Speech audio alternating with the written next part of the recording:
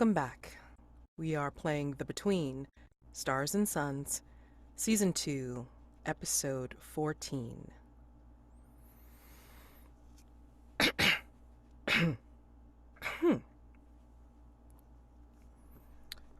The King in Shadows, Act 1, in which the curtains rise and our cast come to the slow realization that they are stuck in a tragedy, and that the performance of a mysterious play is heralding the incursion of another world on our own.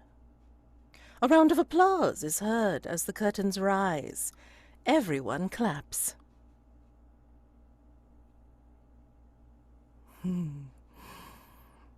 Scene 1. It is day. The set of Hargrave House is bare except for a single door and a lounge sofa. Our cast is fretting about. The move upstage as the table appears, laden with tea and...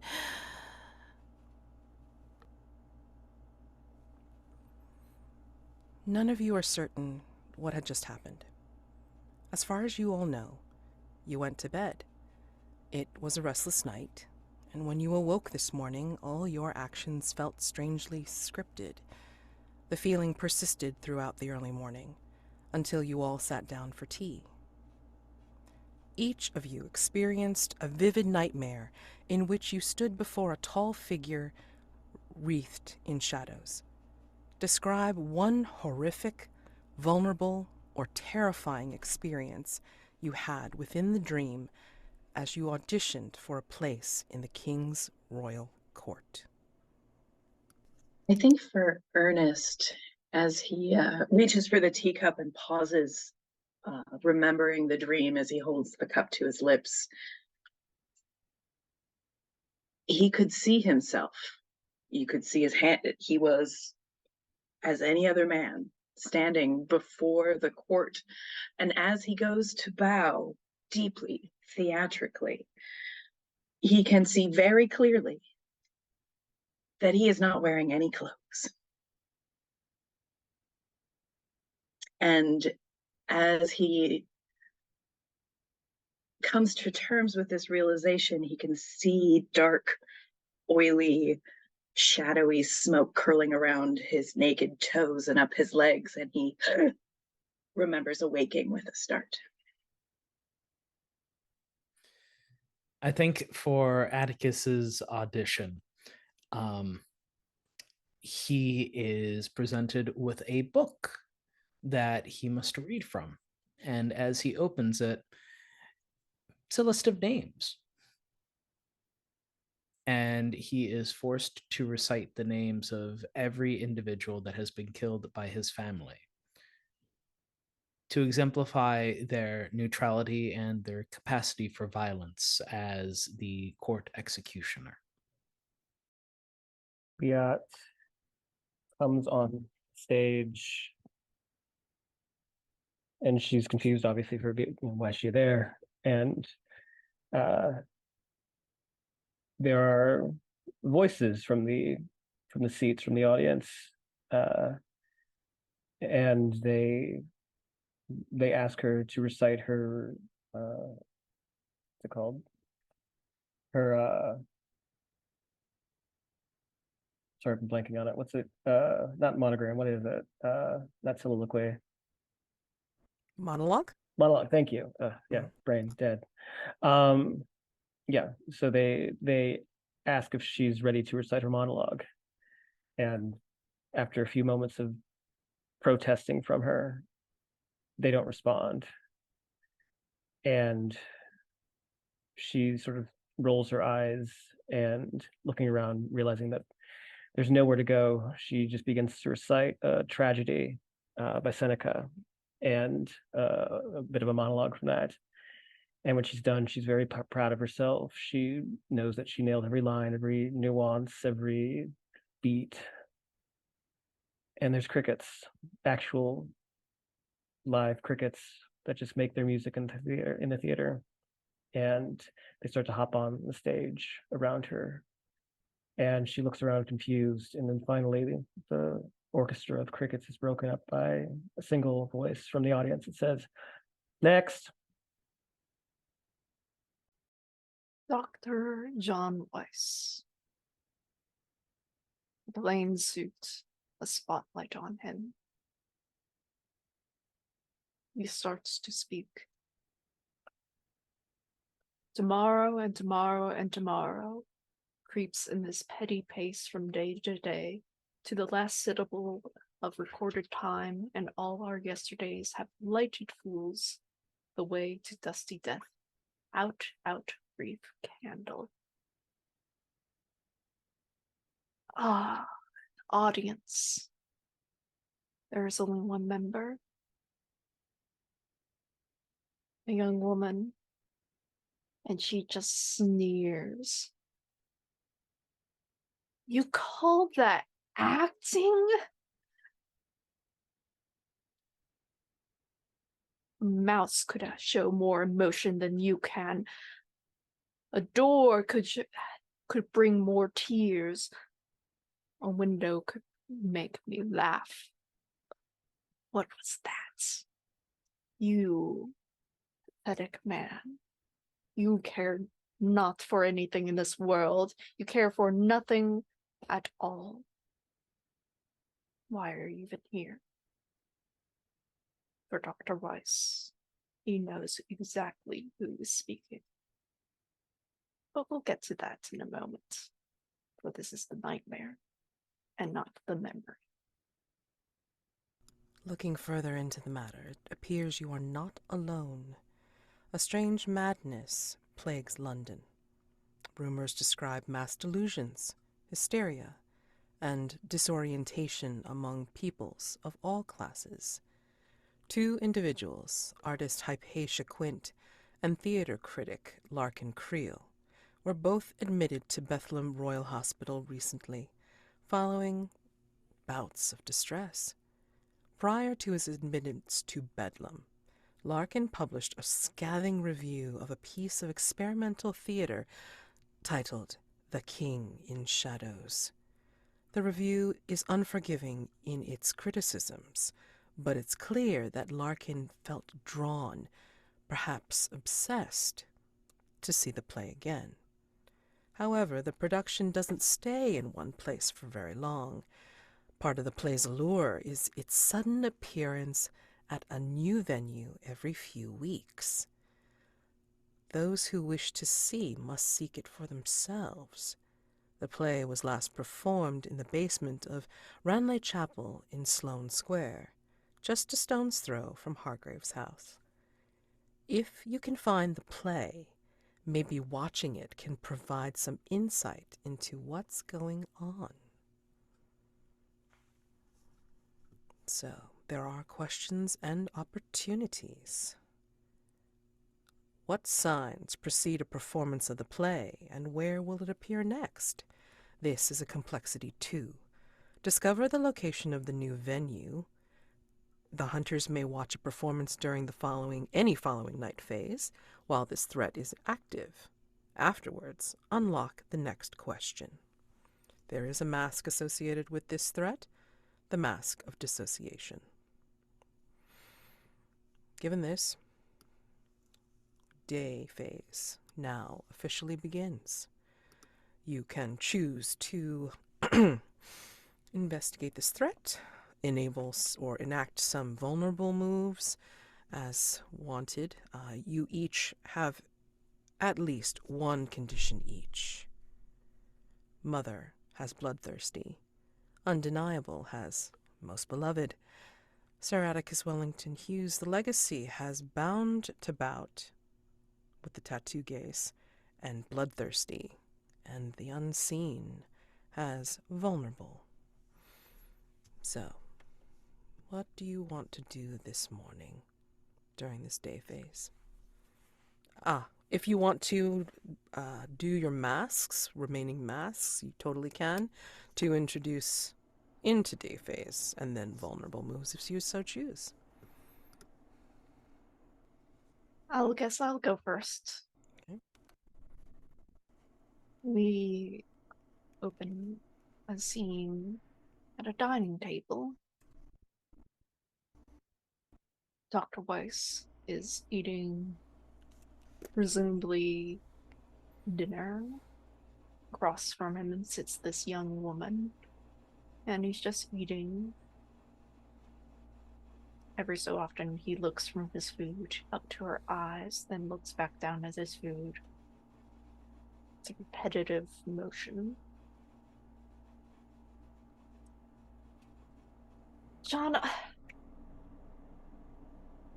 can you just look at me for more than just 5 seconds? And he looks up. What would be the point? We are eating together. We are enjoying each other's company. Do we have to maintain eye contact for that?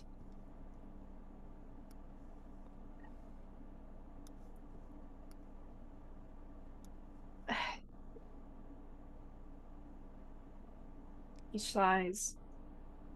I found your letters.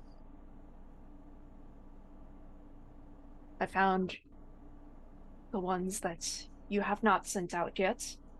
I found the ones that you have received. I want a divorce. And he just looks at her. Why? Have I treated you poorly in any way? John, this is what this is. You are just, you're not even here. You don't feel anything towards me. You just look straight through me. You're not thinking about me. You're thinking about them. You're thinking about anything else. You're thinking about your work. You're thinking about sort of the day-to-day routine. You never think about me. You do not care for me. You do not love me. Not sure why I even stay. Not sure why even having this conversation. I could honestly just burn the papers myself. But honestly, this is my home. I take care of it. I make sure it's in pristine order. And you're barely even here. More stay at the hospital in your study than you stay here. Get out. And Dr. Weiss stands up, pushes his chair in, and walks out the door.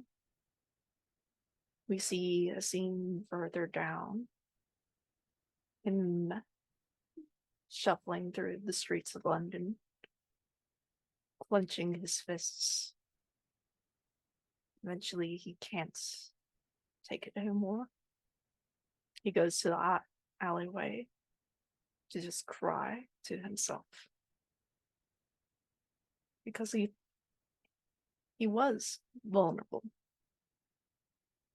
He was himself with her. He's not like that with anyone else. No one else would like him like that. Apparently, no one else would. Thank you. Who's next? I think I could do mine. So I've got two, because I have a Mask of the Past, and I think I'll... so it is to narrate... It is to narrate a flashback that shows when you cruelly discarded the artist. And we saw them, we haven't seen them in a while, but we did see them with the second mask. And they were already pretty old then. And at this point, it's been several years, and this artisan in this ancient land is now much older and much more weathered than they were. Their hands are gnarled and knotty with arthritis and with labor, calloused. There are several other acolytes, for lack of a better word, who are here, who have helped to construct this grand piece. and they all wait in anticipation in this studios atelier, if you will, for an audience. And it's late. They're getting antsy. They're getting restless. They talk amongst themselves whether or not she's actually coming. But sometime after probably midnight, it's well and dark, the caravan pulls up, and preceding her are dozens of escorts from her entourage, some who just are there to help lay petals at the floor for her to walk, some bring in incense and flowers to enhance the space, to make it more pleasing to her senses, because that's really what matters. And then finally, rearing up the end, along with two handmaidens who pull, or rather, who lift and gather her, not only her train, but her extremely long black hair. We see Liat, Kanaan, and the artisan's eyes light up. The acolytes all stand stiff in attention, and he hobbles over to her. She looks at him, and she's dressed in, for her, what is something, I guess, more subtle, sort of cerulean blue silks covered with gold jewelries and semi-precious stones. It's all kind of sheer and gauzy. But she stands there waiting for him, and he approaches, and eagerly he says, "It is time, mistress. I'm so happy to show you what we've made for you." And she says nothing, but he takes her silence as a note to continue ahead, and so he begins to wave her on while the other acolytes look on expectantly. And she enters into the heart of this atelier, this studio, and we see now in pristine condition this massive sculpture of a woman, her hair lifted by these vicious looking owls, her hands covered in these claws, her feet, these scaly, almost raptor-esque feet with these talons, standing defiantly atop a mountain of skulls. And she just paces around it, observing it. No expression on her face, but she does a couple very slow paces around it. And the artisan, who was eager to show her this, becomes nervous. She hadn't said anything. She hasn't expressed any joy, any hatred, any emotion of any kind towards him. And so he continues to just sort of prattle on. "Well, mistress, I know this is perhaps, it's quite different than the design that we had initially envisioned for you. It is much more feral in nature, more to your liking, I hope." She says nothing. "Well, you can see here that the owls here are sculpted exactly to your specifications, and as well as the length of the hair." And she stops and puts her hand up and silences the room. And there's a couple pregnant beats before she looks at the artisan and then back at the sculpture, and she says, "I don't know, I thought there would be more skulls." And the artisan becomes crestfallen, and he begins to walk up towards Liat and says, "Well, it is what we could do within the time that you allowed us. We unfortunately do not have the grace of your longevity, what with you being a goddess and all." And she looks at him and shrugs. And he says very boldly of him, "We have done what you asked. Will you grant us our wish?" And she looks at him, almost confused. "I'm sorry, what?" "Well, you see, you said that we would be able to touch you if we completed this on time, and we have. And as you can see, our hands, my hands," and he extends his hands, and we see just how battered and bruised they are from crafting this thing. And We can see glimpses of the other acolytes, the artisans who have also contributed to the sculpture. If you could just bless these hands so that I may create more in your honor. Please. And she just sort of stares at him coldly. And she continues to walk and pace around the statue, but before she can get too much further, he just impulsively grabs at her arm. She turns ahead very chillingly, and she looks up, and she motions with her eyes to Abdurrahman, who steps out with a khopesh blade, lifts the blade, hacks off his hand. The end that clung to her arm kind of hangs there for a moment before falling. Some of the blood spills onto her arm, onto her gown. Many of the acolytes rush behind, pulling this artisan away. She takes the hand and she smears some of the blood on the skulls. There, that's better.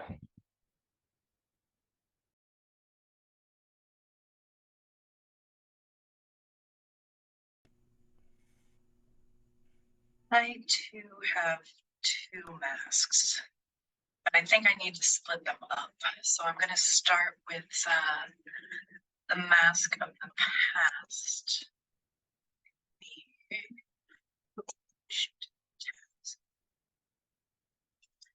I checked the cosmic passage in which it says, whoever fights monsters should see to it that the process does not become a monster.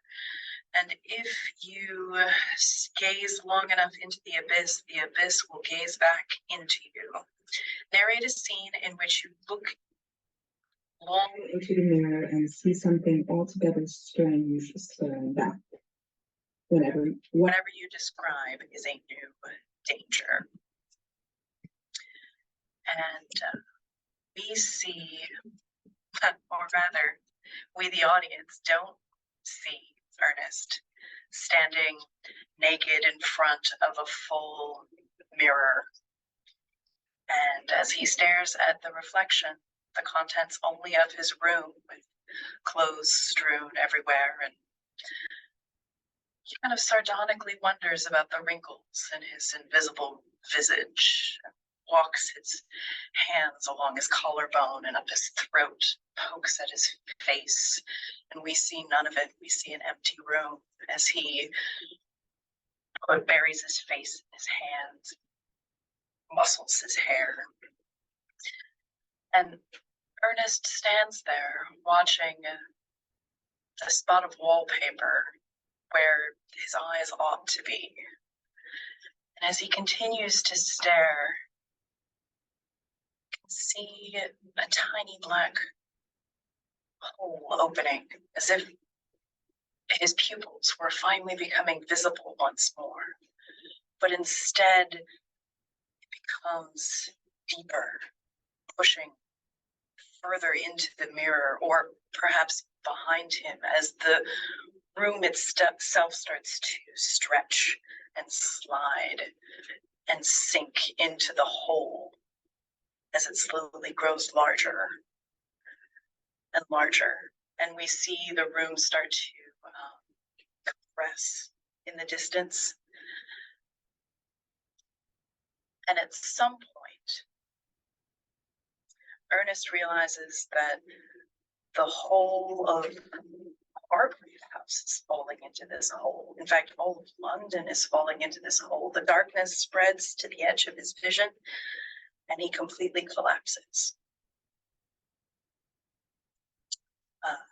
Later on, waking up, he doesn't recall, but he must have, because we can see that the mirror is shattered, as if he struck it with a clear punch right at head height, and all of the furniture in his room is reflected in pieces. Still nothing of himself in the mirror shards that still cling.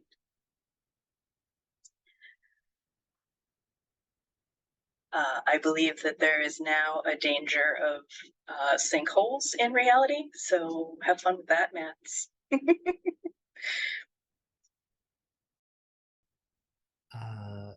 The mask that I have is the Mask of Mirrors. I think we'll pan to another time, another place, with Atticus looking very much like he does now, with a different garb, priestly robes, in a small town outside of London, out in the country. And he's thanking people who are able to stop by and shaking hands, giving counsel, until there's only one person left. He's an older gentleman, dignified air, broad shouldered, clean cut, clearly a noble. And he has the same chiseled jaw of Atticus, a couple of similar features, graying hair, and just a look of disgust on his face. Blessed are the merciful, for they shall obtain mercy. What absolute hogwash, Atty. When you ran away, I thought it was some sort of youthful desire to go and soak your oats, like any strong Wellington-Hughes stallion. But now, I see that it's merely weakness.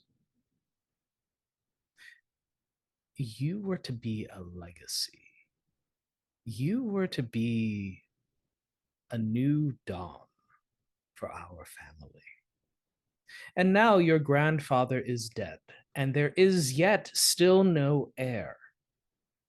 And here you are, spouting out compassion, mercy. I did not train you to be merciful. Mercy is for prey. Out in the wild, Atty, when you are confronted with prey, you are the hunter. You are the killer. You were given all the world and every opportunity, and you were simply too weak to take advantage of it. So, my boy, I am here to take you home, and I will break you like the stallion that you should be. And then we fade to a familiar scene where Atticus, beaten, broken, bloodied, before a burning church, at the feet of the third.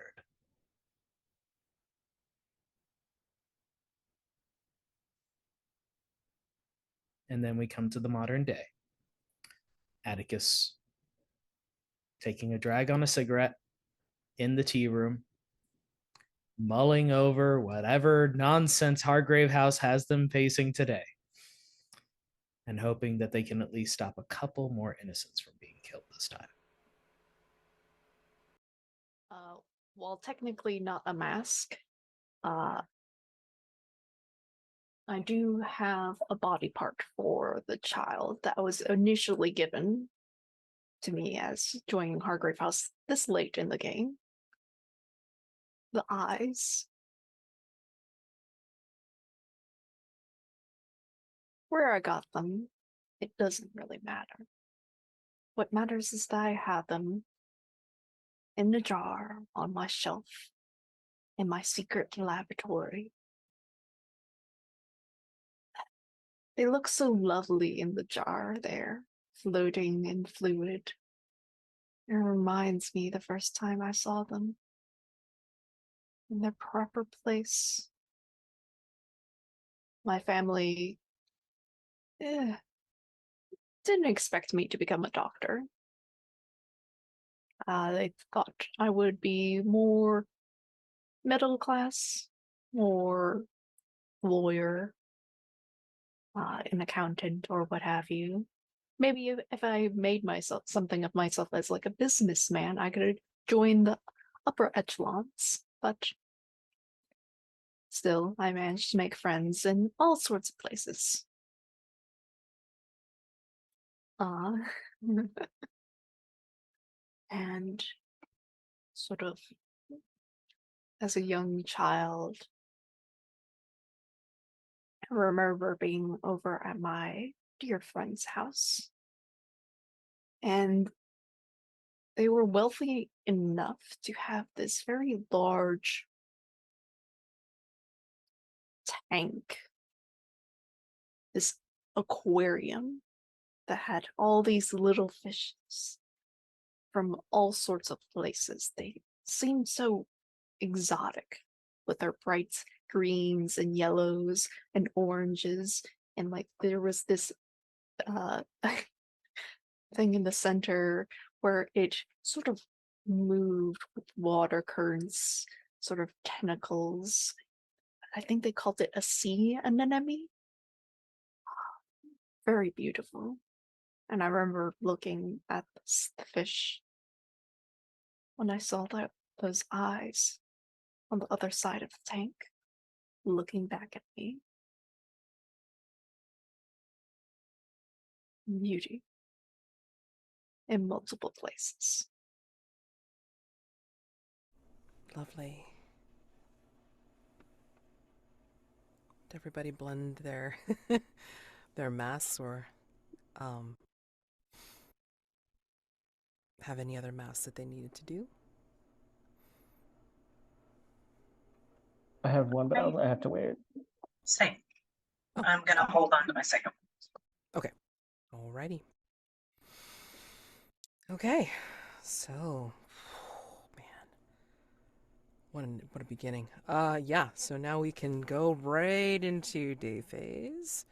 Wherever you find yourselves after these nightmares, in Hargrave House, vulnerable moves, or just straight to investigation if you don't really want to talk about it with anybody else.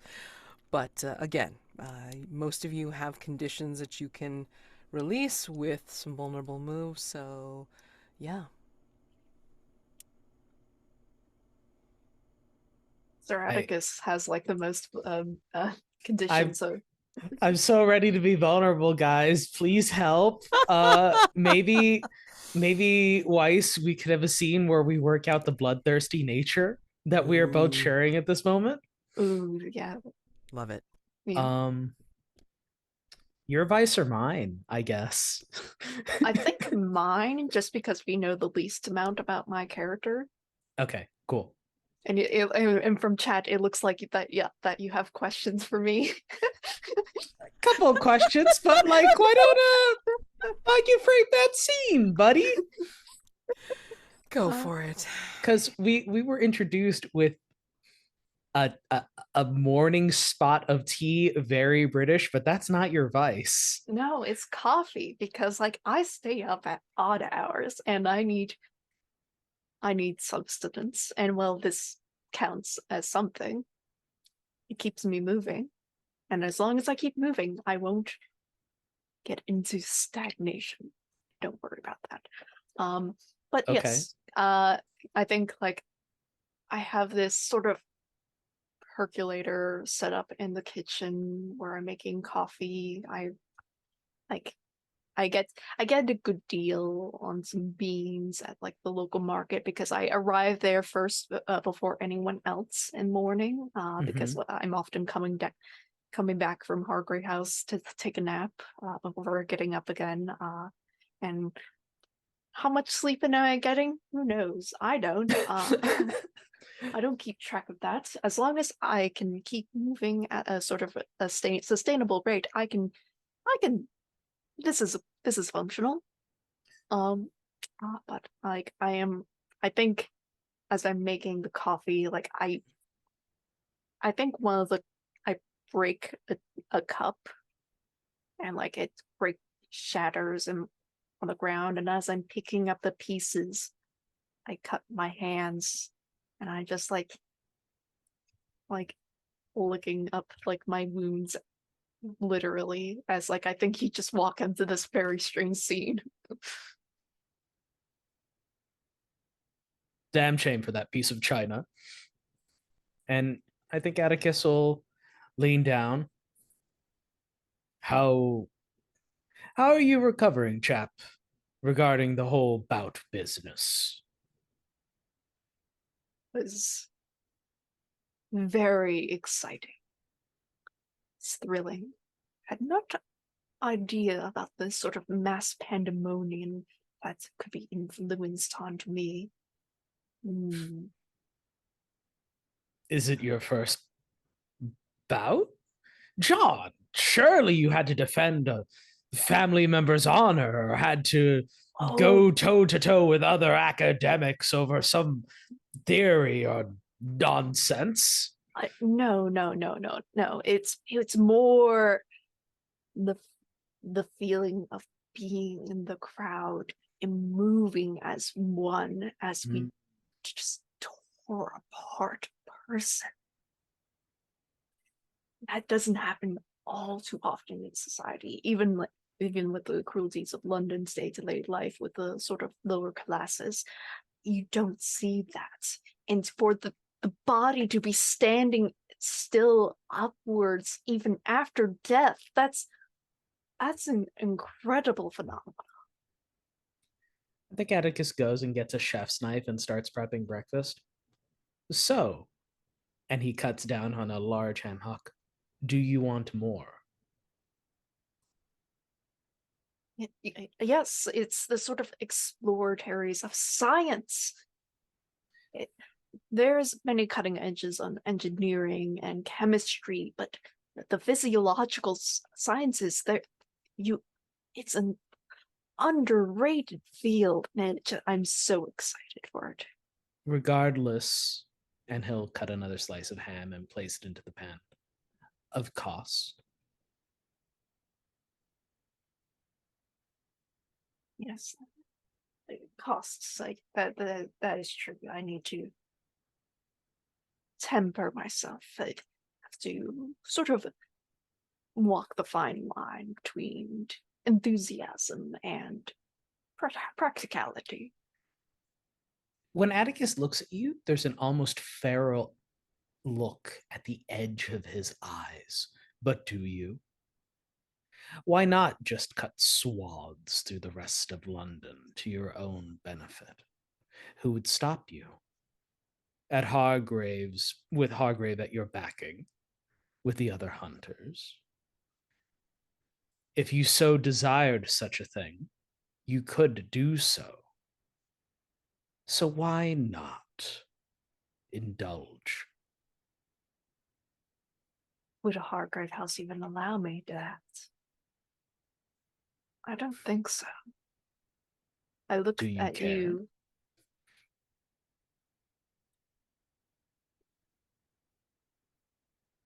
Do I care? I suppose it's less about the opinion of matters and more about the reactions. Because, well, if my viciousness were unleashed, it must mean that the rest of Hargrave House's viciousness also was unleashed.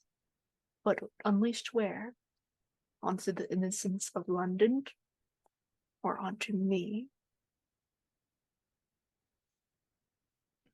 And there, as Atticus takes a step back and stops looming as he was, is the crux of it, is it not? We live in a cruel world, and violence is necessary. And all that matters is where we direct that. Whether it's towards the brawlers and bouters of the world who would seek to prey on the innocents of London, or whether we would betray Hargrave House and become one of the very threats that we seek to stop. How do you like your eggs? Sunny side up. And I think that's where we kind of leave it.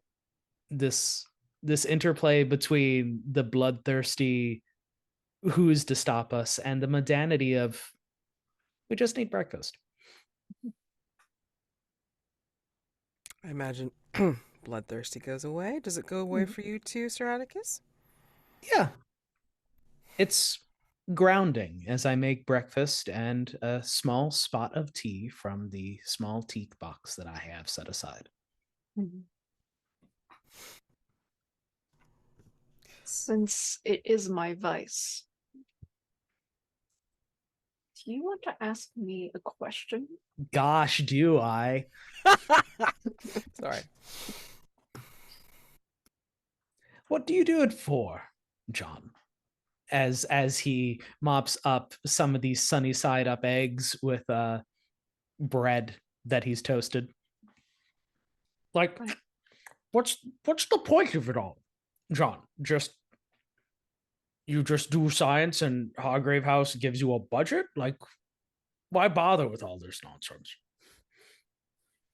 Yes, some contracts with Hargrave House on particular orders are sealed.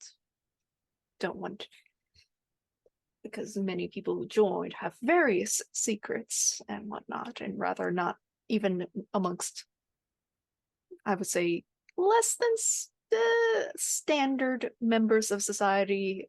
You may not want them being shown out aloud, but I knew this. Have you ever seen something that you wanted so bad, but you never got the chance to get it? Yeah, I guess we'll take a sip of the coffee that you have.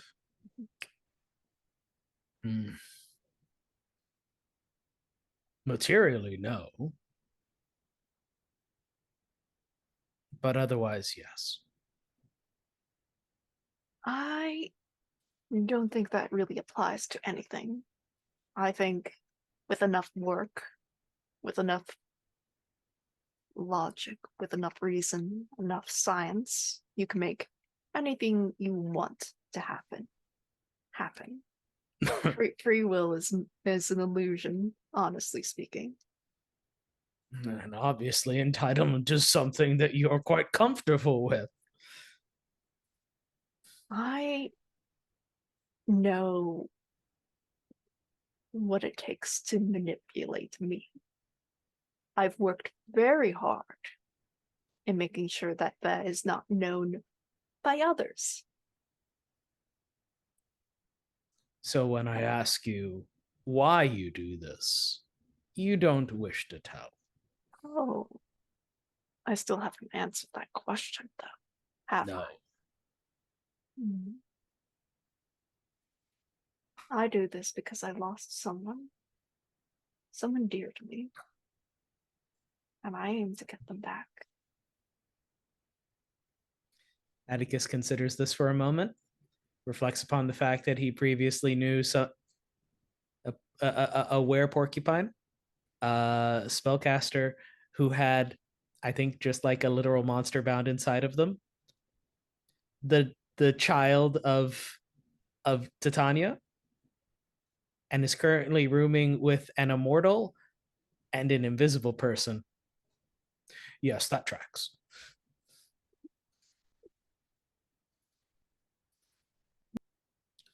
And he'll just lift a coffee cup to getting your person back, whoever they may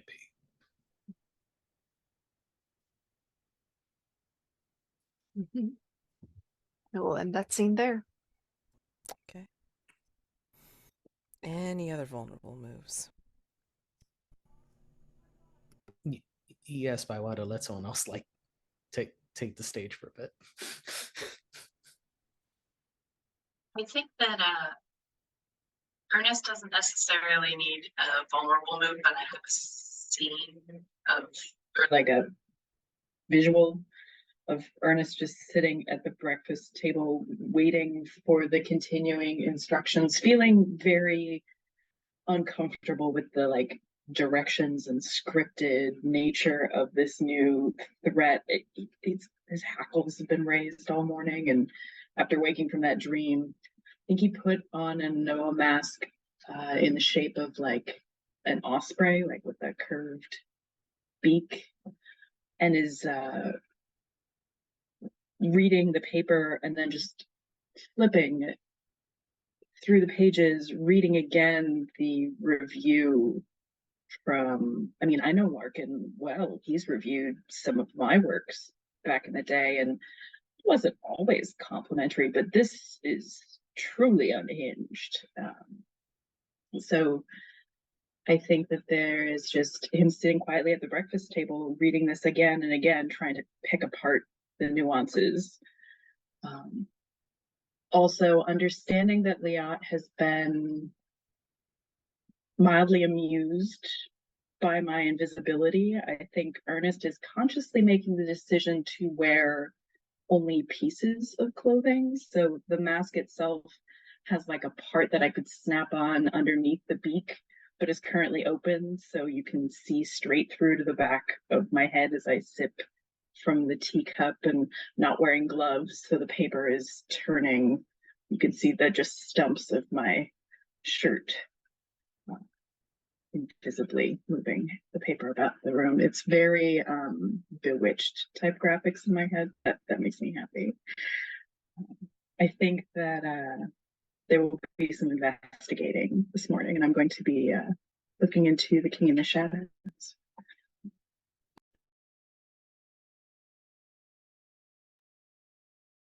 I don't have any conditions, so I'm fine not doing any moves unless Atticus, you would like to clear more conditions. But it's totally up to you. I will leave that in your court. But otherwise, I'm planning on. Let me see here, because we've got. I mean, we've got enough clues to answer the first question on the collector. So, I mean, we can wait till desk phase if you like, Mads, to answer questions. I think that's how it works, right? We answer questions in the desk phase. Generally, yes. Although I have allowed, like at the very tag end of day, to answer one question, and then of course going into dusk and then answering another question. So it's kind of like phasey, like at that tag in a day. But I'd want to see something during the day first. Yeah. Let's put it that way. Gotcha. So then, then I think, because we've got enough to answer the collector's first question, but I feel like we haven't really met many people from that, aside from the wife and Elodie and then the museum worker. Did we meet anyone else from last night? Sorry, I'm having a really difficult time remembering what we did last time. Let me see. I only remember interacting with the custodian. That's right. Got his tongue. That's right. Yep. It's all coming back to me now.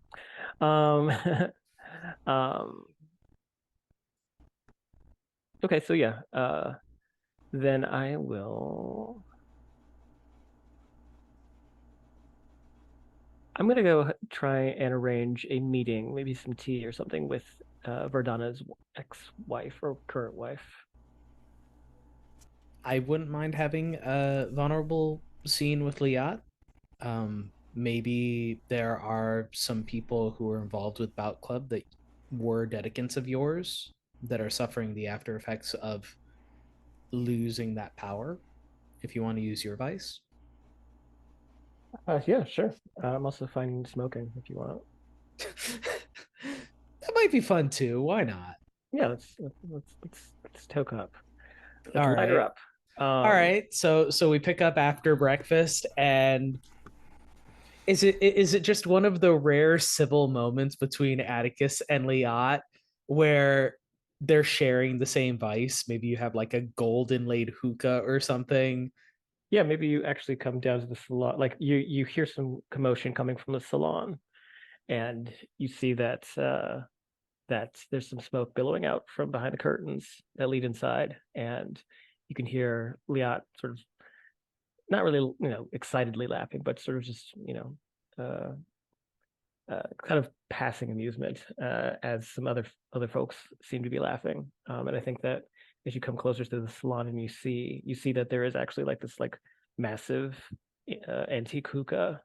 And amongst Liat, there's obviously Abdurrahman standing off watching. But I think there's just some like high society folk there.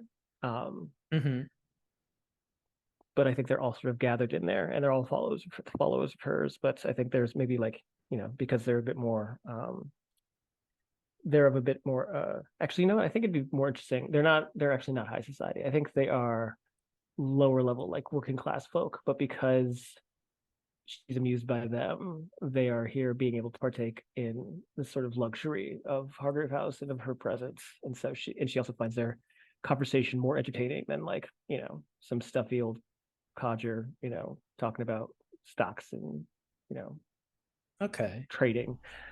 What happened to the handsome men that were here in the salon? Oh, they'll come back, don't worry. They're They doing come their over for day tea. job. They come. Well, yeah, I mean, they have to go work. They work at the docks. They come by for tea. That's not till 4.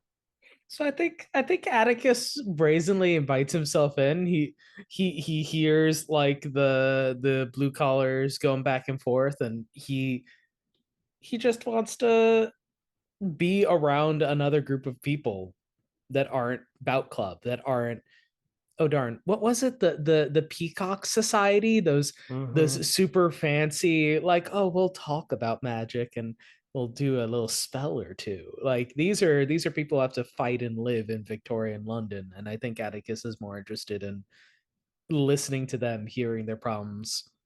And I think for once he doesn't care whether Liat is there or not. Usually he has his guard up in terms of like, this is an immortal being, she's pulling the string somehow, but I think surrounding yourself with these people has disarmed him a bit. And then as time goes on, they all have to go to their jobs. They all say their goodbyes. They bid you well. I don't know how brazen they are with their worship, Liat, whether they kiss your feet and speak platitudes that are uncomfortable to their lips, they but can look. still They can look, heartfelt. but don't touch. So it's But I like to imagine maybe a couple of them are passed out because they are smoking opium. She is only smoking hashish, though. She has a full day of work ahead of her. Yeah. Atticus will stick to the cigars and cigarettes that he has. But at the end of it, it's just the two of you. The two of us there in the room with smoke. Well, there's Abdurrahman, but and there's Abdurrahman too. He doesn't go anywhere. Offer a cigarette to Abdurrahman, who is like a mountain and does not move, does not respond. Exactly. Yeah. No, he's never been one for smoking. Or eating, or drinking. Or anything for the matter. You beheaded the man in front of me to make a point, by God. Well, you could see it grew back. There is a part of me that wonders what it would be like to actually fight Abdurrahman. Would you like to? I would. But I know better. Though he was able to fix himself, there must be a cost, whether to you or to him.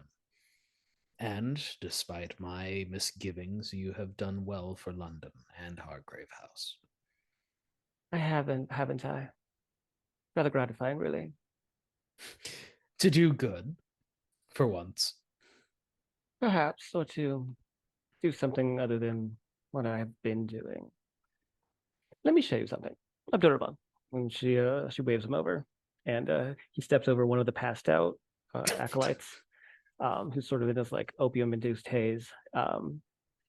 Open your shirt, and he begins to open up his tunic, and you see sort of carved into his chest are these like ancient glyphs, which are arcane in nature, and they sort of like every time there's like this sort of green shimmer that washes over them whenever whenever they're exposed. It took me a long time to get this right, but patience, persistence, I got there. The runes are yours. Oh, yes. I mastered many a great different arts in my lifetime. Painting, sculpting, writing. can play the flute, pan flute. Hmm. But my finest is the arcane arts. And she sort of gently rubs his chest, and as she does, like the glyphs light up at her touch. Do you enjoy it? Atticus asks a bit uncomfortably. I never had any hand or skill at art or creating things. And do you enjoy being able to make these things? All I've seen from you is just tearing things down or consuming them. There's a moment where she pauses and she doesn't look at Atticus. She just kind of keeps her eyes on Abdurrahman's torso. And I do miss it, if I'm to be honest. I haven't created anything in quite some time.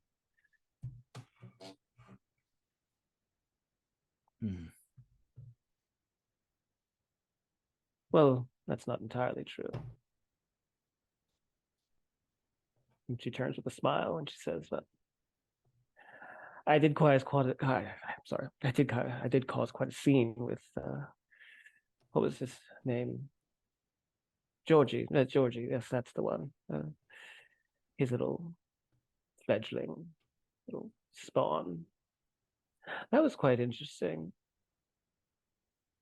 I didn't make her, but I certainly made her something more interesting. That demon." And there's a surge of rage and anger, and then Atticus stills himself. He knows exactly what you're doing. This is how you defend yourself, isn't it? You find the thing that needles people, because you find that people being outraged at you is different than just worshiping at your feet. It's because you're bored, I suppose. You're tired of mastering art and paints and magic, as it were. Now you try and create atrocities and horrors so that people are offended, that they take up arms. Is that it? Quite perceptive for a Wellington-Hughes. I always thought you all were just shoot and kill and guns and swords and lions and tigers and bears, sometimes pythons. Alas, I am a pruned branch of the Wellington-Hughes. I am not quite like the others.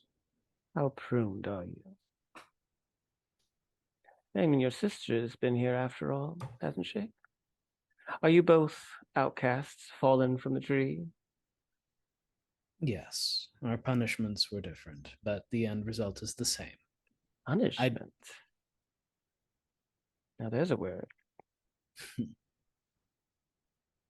A story for another time, I assure you.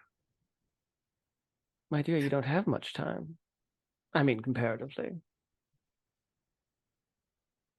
You sense it too, then. Its approach. I do, but I meant more in the general mortal sense, not just the thing that follows around the city that stinks of, well, I'm not quite sure what it smells of. Not sure if it's fae or a fiend or something else entirely. But I can sense that it's powerful, that it is coming for you, and that's quite exciting. So that you can talk with it, as you did the demon. I would like to know why it's hunting you. Why do you think it's hunting you? The sins of the father, I suppose. The third was a bastard, and I am the son of a bastard. No, that's not good enough for me. Do you want this to be your question? Yes. Okay. So if you could frame the question then? I want to know why the creature is hunting you specifically. It certainly seems to have had its fun throughout the city, but its gaze is fixed squarely on you, and, well, either the thing was summoned, or the thing has a bone to pick, and I'm going to wager that it's a bone that it has for you. It's hungry for you. It is hungry for the blood. It is hungry for the name of the Wellington-Hughes family. It is hungry because long ago there was an old man who thought that he knew more than his betters, and he wished to be part of the greatest hunt that there could be, and he got it.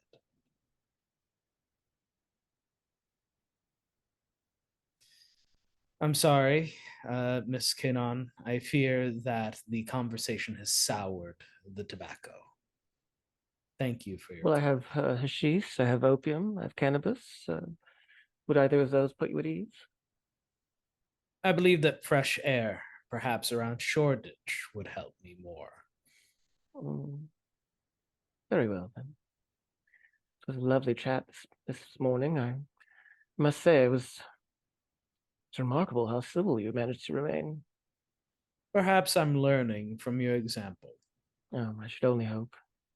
I can teach you some other things, too.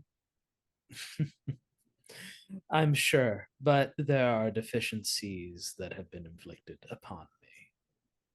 The least of which being my lack of table manners, as you obviously know. Well,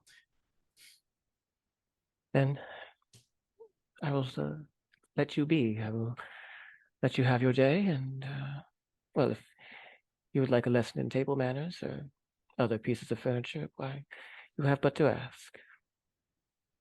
And Atticus will just leave without continuing any further. She sort of looks back up at Abdurrahman. He starts to button up his tunic, and she just sort of smiles and goes, "It's a sport, isn't it? It's quite the game." And that's that.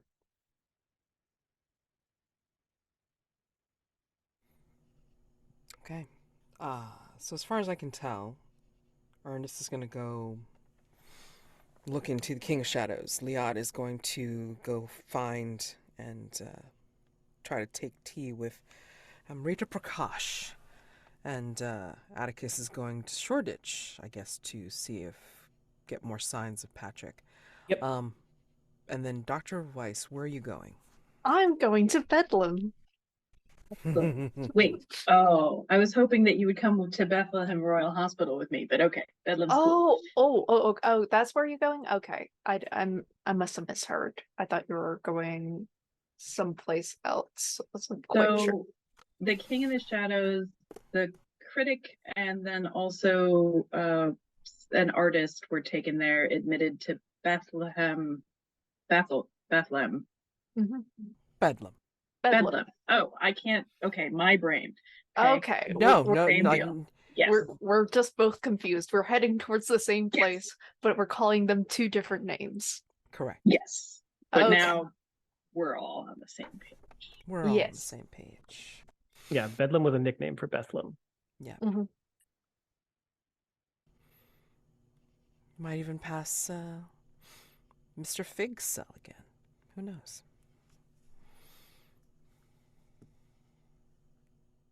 All right, so we are following Ernest and Dr. Weiss going to Bedlam. Basically, Bethlem, Royal Hospital, but Bedlam. Yeah, I don't think either one of you have been here before. We have also not met before. Ah, okay. Well, It's true. do we want to have this as a like, you know, in the coach meeting? What do we want? Yeah, I would like an in the coach meeting. How much clothing are you wearing? Oh, it's true. Once we leave the house, I am wearing a full mask and gloves and covering in all the appropriate ways where you could imagine I have skin under there. Mm-hmm. I will mention too that you still have a condition, don't you, Ernest? I do. I am vulnerable, but I take vulnerable anytime I rely on my invisibility. Oh, yeah. So I don't have to take it again if I keep it. So I'm not really in a hard place for removing that at the moment. I'm not concerned about it, I don't think. Anyways, So like Ernest gets into the coach and then is sitting there waiting for the driver to go off, and then we can have just Dr. John join unexpectedly and we can go from there. Oh, you must be the elusive Ernest Marit-Savage, Dr. John Weiss, and I reach out to shake like your hand.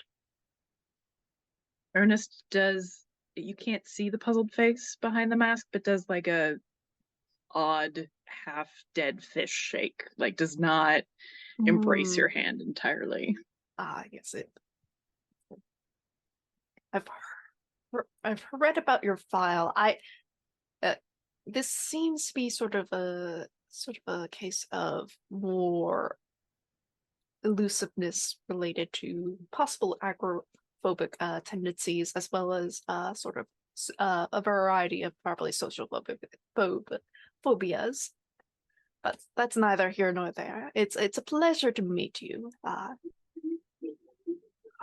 believe that you had some plays at the Grand Guignol back a few years back. Yes, I did. And you must be an overeducated medical professional obsessed with his own. Ernest pauses long enough so you think that he's considering a number of body parts that he could compare you to before saying obsessed with his own theories. What brings you back to Hargrave House? I thought you were deep into your pet projects, last I heard. Well, to be fair, I was more of a side hire, initially speaking. I am technically a replacement for Dame Georgie. A replacement?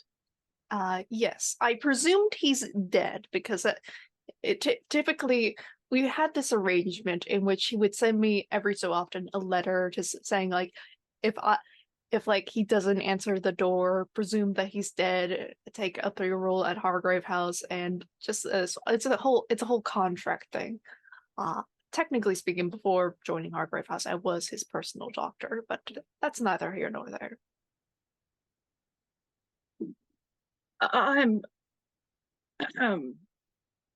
They didn't tell you.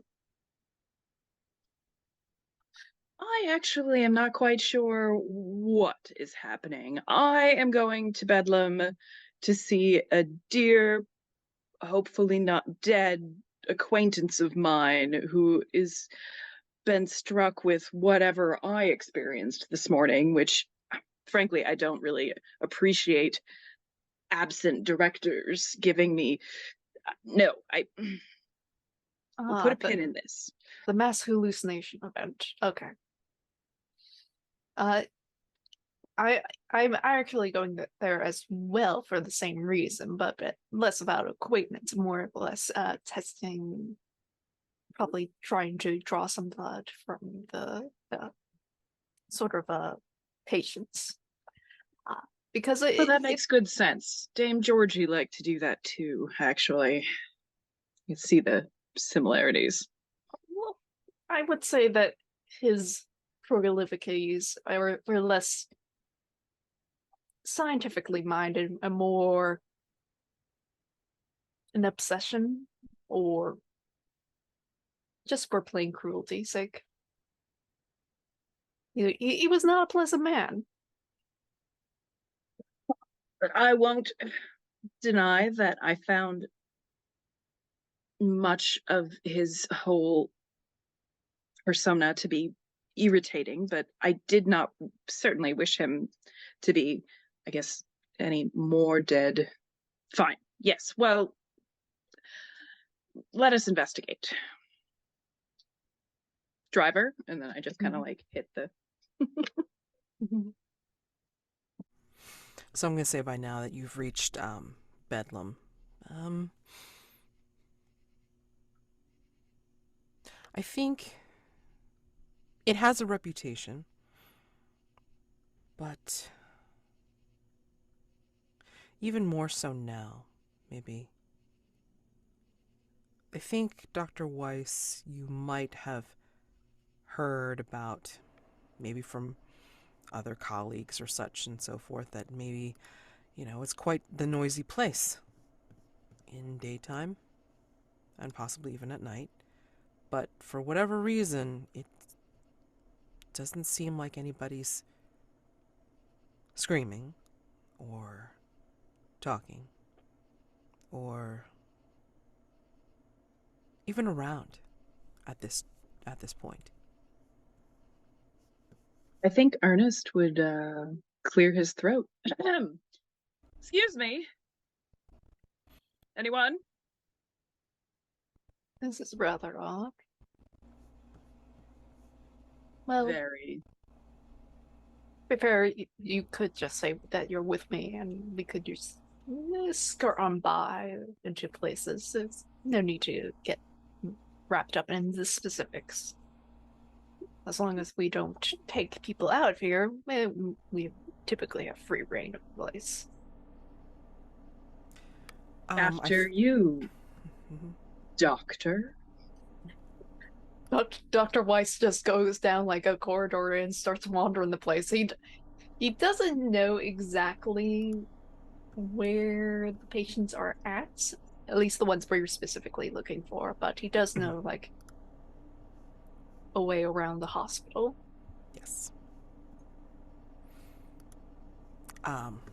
He's basically I think as he's going down the hall, I think from out of one of the hallway doors comes out someone who's wearing like a lab coat, and you see this large puff of luxurious silver hair. I mean, like, it's not long, it's just very silvery and just like you want to run your fingers through it. And you see him like come out of this office or something and comes down the hallway. And he he sees you and hurries his steps. And yes. Oh. Hello. Hello. I am Dr. Rodney Walters. And when he gets close to you, Dr. Weiss, he has a very extremely clean smell to him. Yeah. Dr. Walters, I'm Dr. John Weiss. This is my associate, Ernest. Ah. Interesting attire, sir. How may I help you?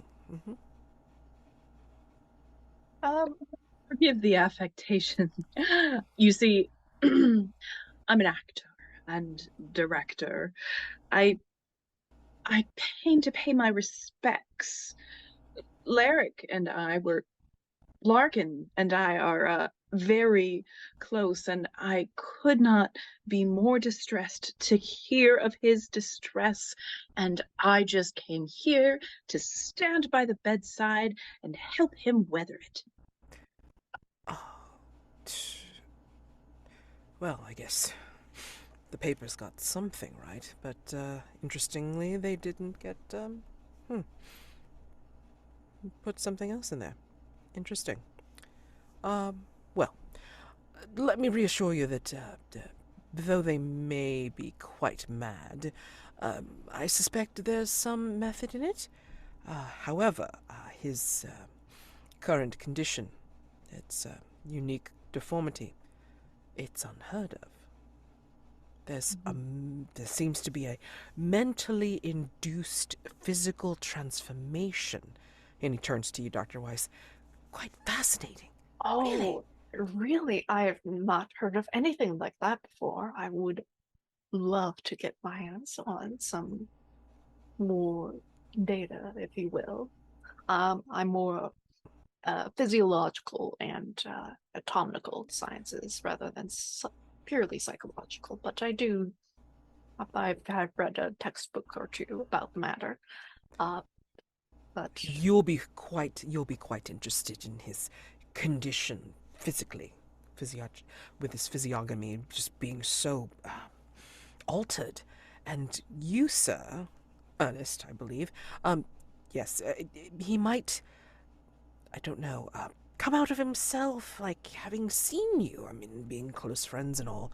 Would he recognize you even with the accoutrement? Presumably. I change the masks occasionally, but my personality cannot be imitated. Well, we'll give it a shot, shall we? Let me show you where his particular room is. Yes, it seems to be like an increase in these cases. And very odd, really. But yes, they don't seem to speak. As he is showing us to the rooms, could I attempt a move in order to get some information from him? Absolutely, go for it. What are you going to use? Delightful. I would like to use I think it's called my silver tongue. Quick Okay. silver tongue.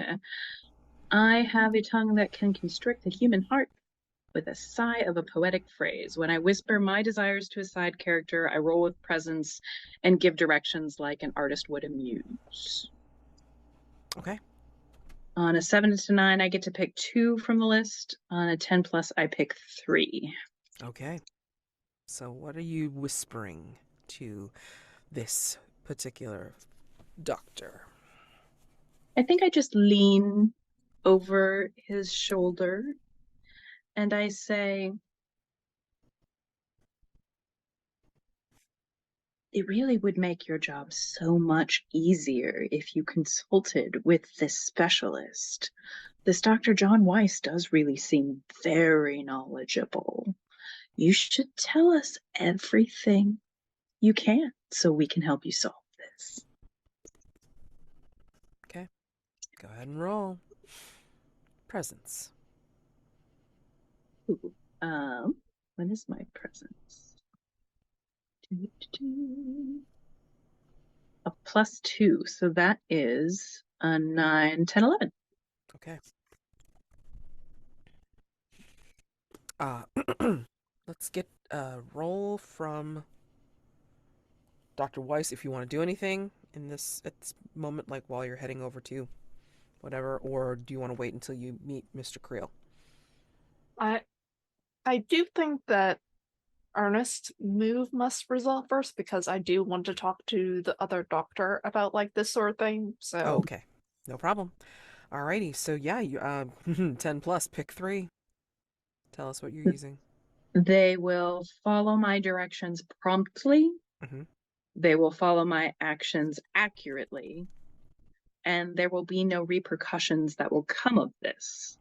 The 4th thing is I will have to take the defaced condition, as I must chip my beak somehow doing this. Oh. Okay, so promptly, accurately, and no repercussions. Yes. It's fine. Yeah, so I think as as Dr. Walters takes you down, I think this is where, his attention will, listening to your words, Ernest, it's like then you'll see like a different kind of shine to his eyes, or maybe a different posture to his head, and he turns to Dr. Weiss quite excitedly and says, "Yes, I must definitely get your consultation on this, Dr. Weiss. I mean, I think, again, the physiognomy would be definitely fascinating for you, and I'd want to know, like, what your opinion is on how this is affecting him. Is it the strange deformity affecting his mind, or the mind affecting the deformity?" yes, we must determine whether or not that this sort of thing can actually spread to others as well, because if it's a sort of a disease that affects the body and mind simultaneously, then that could be cause for concern for London, even if it's just minor direct interactions, or perhaps some food or water, and just it would be extremely localized. it's still a very fascinating case.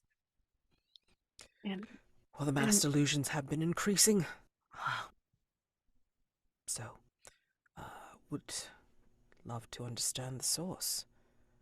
I will see how much help I can provide, if any. But yes, let's go this way. And then he shows you down another hallway to Mr. Creel's room. When you get into Mr. Creel's room, I'm just gonna like settle you guys in there, and then I'll head over to somebody else. You will see the back of someone who has tangled and dirty hair.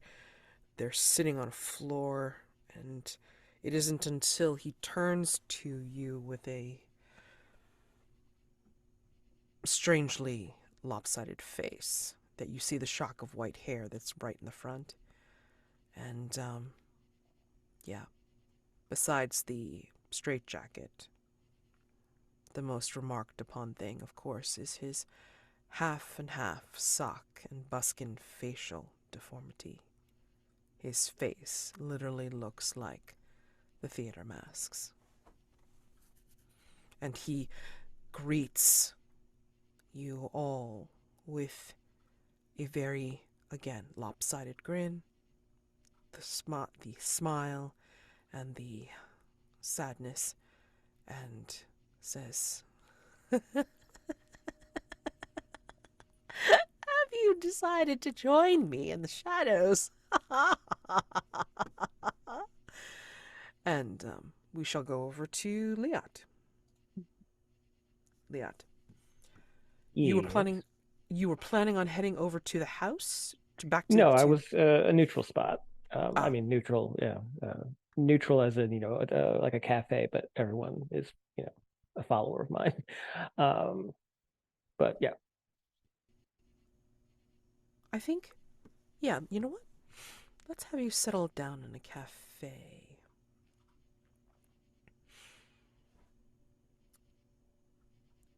I think you can find out different things overhearing conversations here.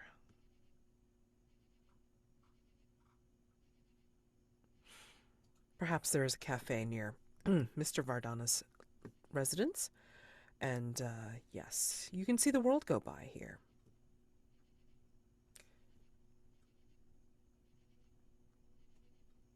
I'm trying to think of, like, what it would be if you wanted to listen to conversations, whether it would be composure or...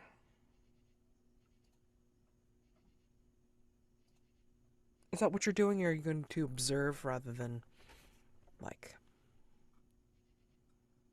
I'm more or less waiting for Mr. Vardana's wife, but I think if I'm allowed to just sort of try and pick up stuff in passing, then yeah, it'd probably be like, I don't know, I guess composure or reason.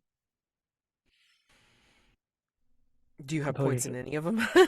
I mean, I'm terrible at reason right now, so I'm not a reasonable person. I'm not a reasonable person right now.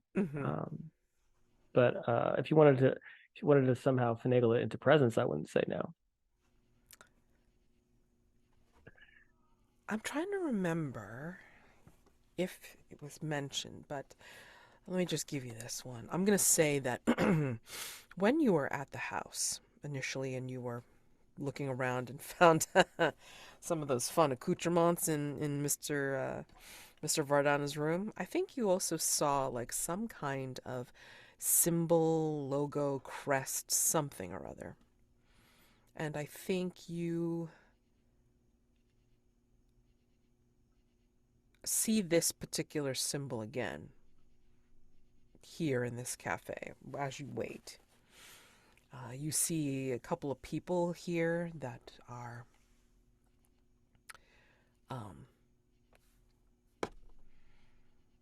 kind of like, sitting at different tables and such. But I think you might notice the wearing of the same type of symbol that you saw.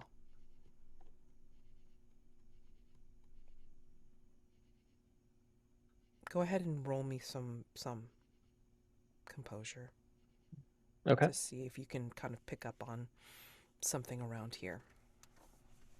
And does Most Beloved affect this?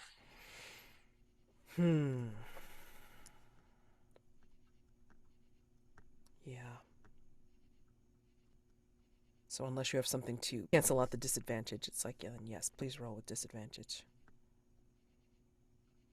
I do not. I know, I'm just listening. And this is with composure? Unless you want to. That's going to be a 7. Okay. Oh, Still no, good. wait. Disadvantage. It's going to be a 5. I'll take it. Okay. You'll take it?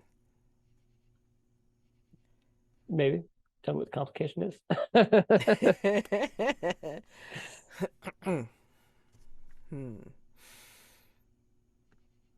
Oh, do I do that out in the open? That's the question. Let me have it, Mads. Oh, yeah, let's go for it. Let's just go for it. I think... You've already tried to have me assassinated, so I mean... Well, right. I can't do that again in the daytime. I'm thinking really hard. How to make this bad. Oh, wait. Does the King in Shadows like have custom rules? Yes, it does, but do I do this like right off the bat? That's hilarious. It's funny. I know, it is quite funny. Damn. Okay, hold on. Especially but because like it's not a perilous or dramatic action though. That's the thing. that Just is listening. true. That is true. I mean, yeah, don't I wanna am just pull sort that of yet. listening. Like, Yeah. this is just sort of me eavesdropping on people. Right. Oh, let's see. Who can I call upon to be a pain in the ass? Let me see. Sorry. We're just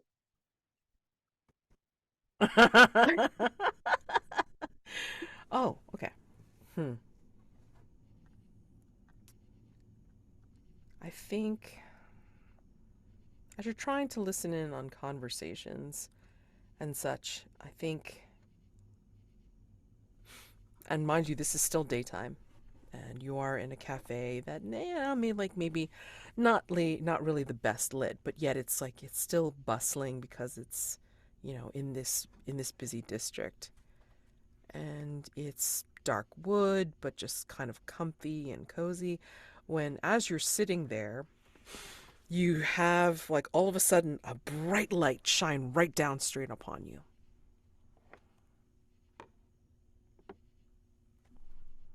He looks around, looks up. You can't tell what it is or where it's coming from. It's just straight down on you, a literal spotlight. He shrugs and continues on her tea.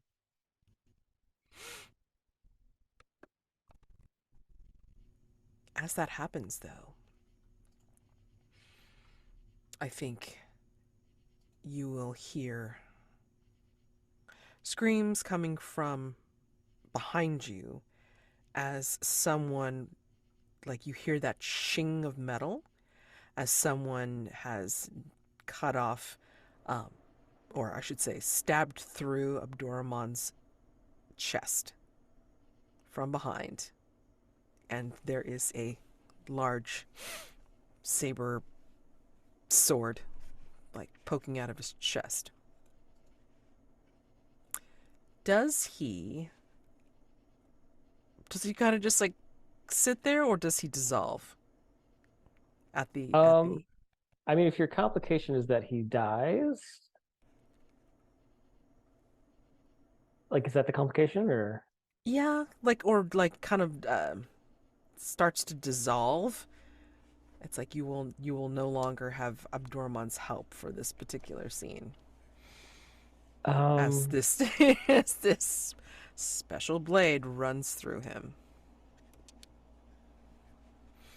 I like that. I mean, it kind of echoes what was being talked about during Atticus and Liat saying. So yeah, I'll stick with that. Like, I think that I don't think that he immediately dissolves. I think that when the beard pierces his chest, we see not blood but red sand sort of start to pour out from the wound. Right. And he just sort of collapses to the floor. But when he does, his face just sort of cracks and splits open and starts to ooze out more of the sand until finally his body just sort of crumbles and splits apart. Yeah. And the sword withdraws. They're still screaming. And then the sword will, begin to, or I should say somebody will, like, try to slam the sword, at you. Day move? The day move or night move? This feels very night. Very night. Trying to kill me. Yeah, that's true. Night move, please. Well, and it's most beloved, so that's why it's happening. Yeah, I'm into it. You have a literal spotlight on you that's following you as you move. I love it. So yeah, I think the worst that could happen is they took out my bodyguard. Now they're going to take out me. They're going to stab me with this magical saber. Yep, pretty much. Yeah, and the way it's worse is that they're not only going to, stab you through the heart, but they will also take your head. So, a little souvenir for the road. That's where my hair is. Well, they need somewhere to. What am I rolling with? Oh, well, shit. Vitality at the very least. I mean, it's kind of physical. I mean, you're trying to dodge out of the way. 6. Oh my god. I've rolled 2 1s in a row. On a night move. Oh, wait, interesting. So, hold on. Now, let's see. If a hunter undertakes a perilous dramatic action that provokes a die roll and the die roll is a miss. Intermission. Okay, the curtain falls. And our cast stand backstage amidst the elaborate set of the previous scene. The other performers in the wings change costumes, reapply makeup, practice lines, or cry solemnly. How does each performer enjoy their break as they step off stage? I think this affects each of you, even if you're not in the scene. How do you enjoy your break? I'm sorry? Like a paint the scene, or? Yeah, paint the scene. So basically, each of you would describe you taking your break off stage. What do you do? This is enjoying a break, by the way. Yeah. Yeah, I think the actor for John Weiss is just smoking, complaining about the script, about how he has to say all this scientific mumbo jumbo of why do I have to have all this complicated lines?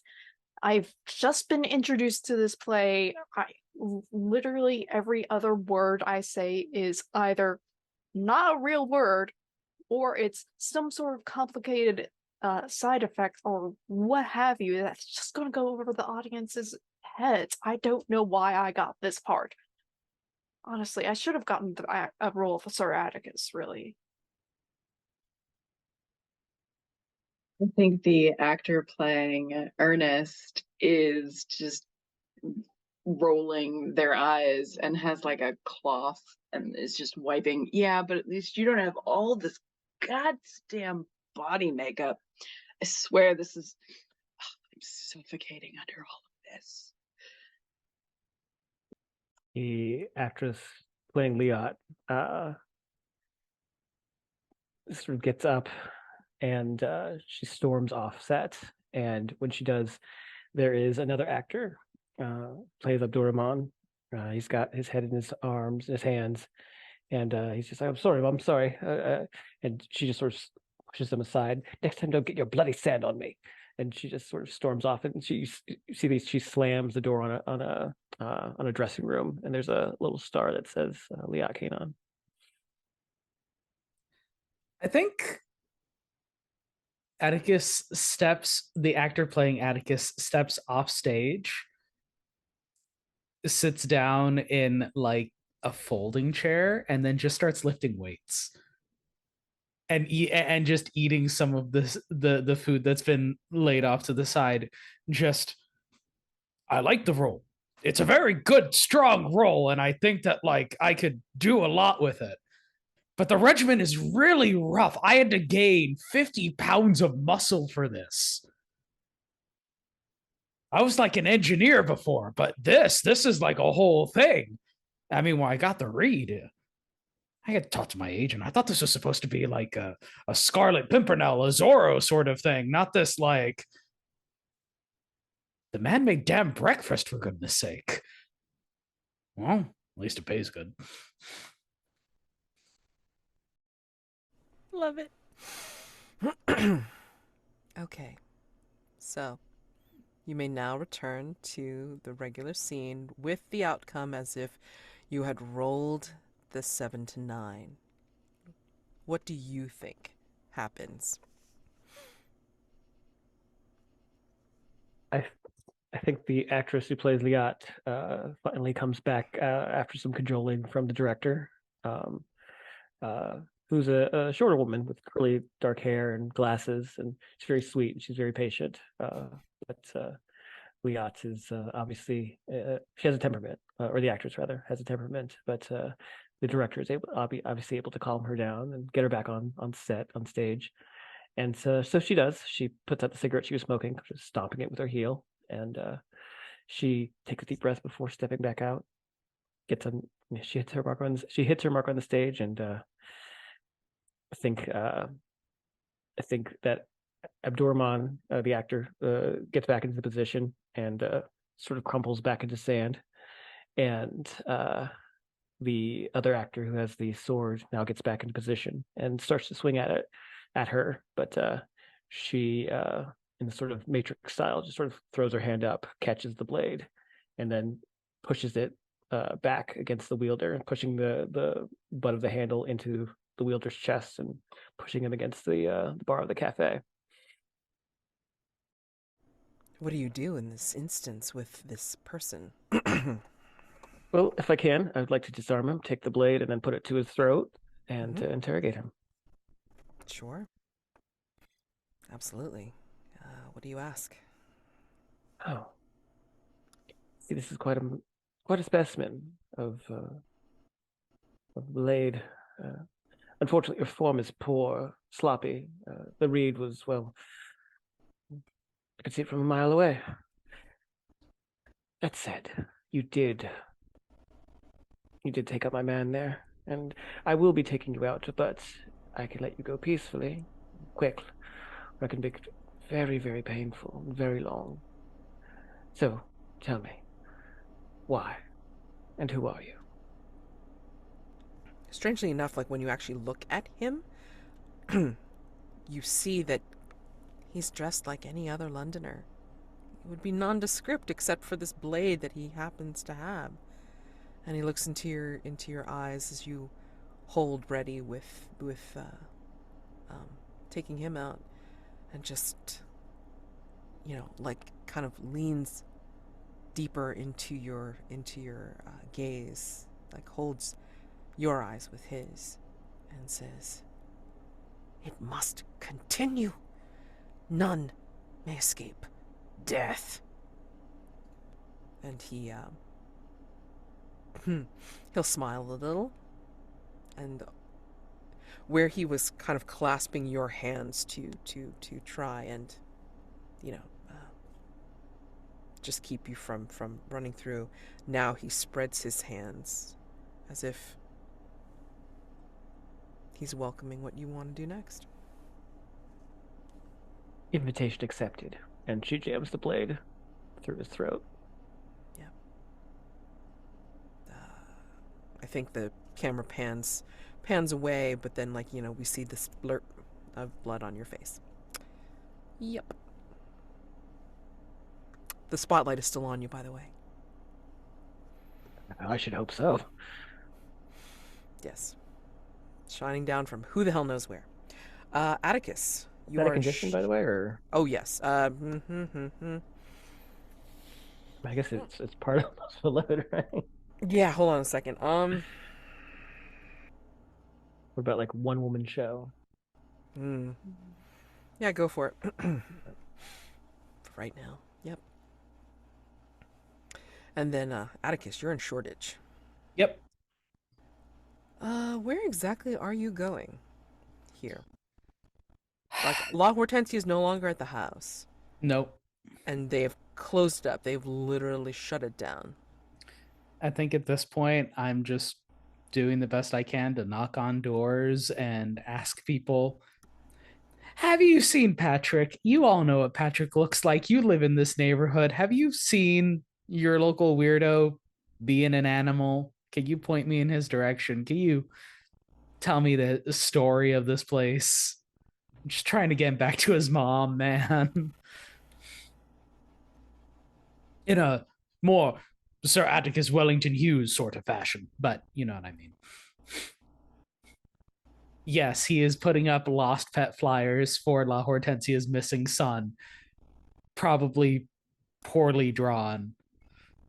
Or probably commissioned someone. I don't know at this point. Yeah, why not?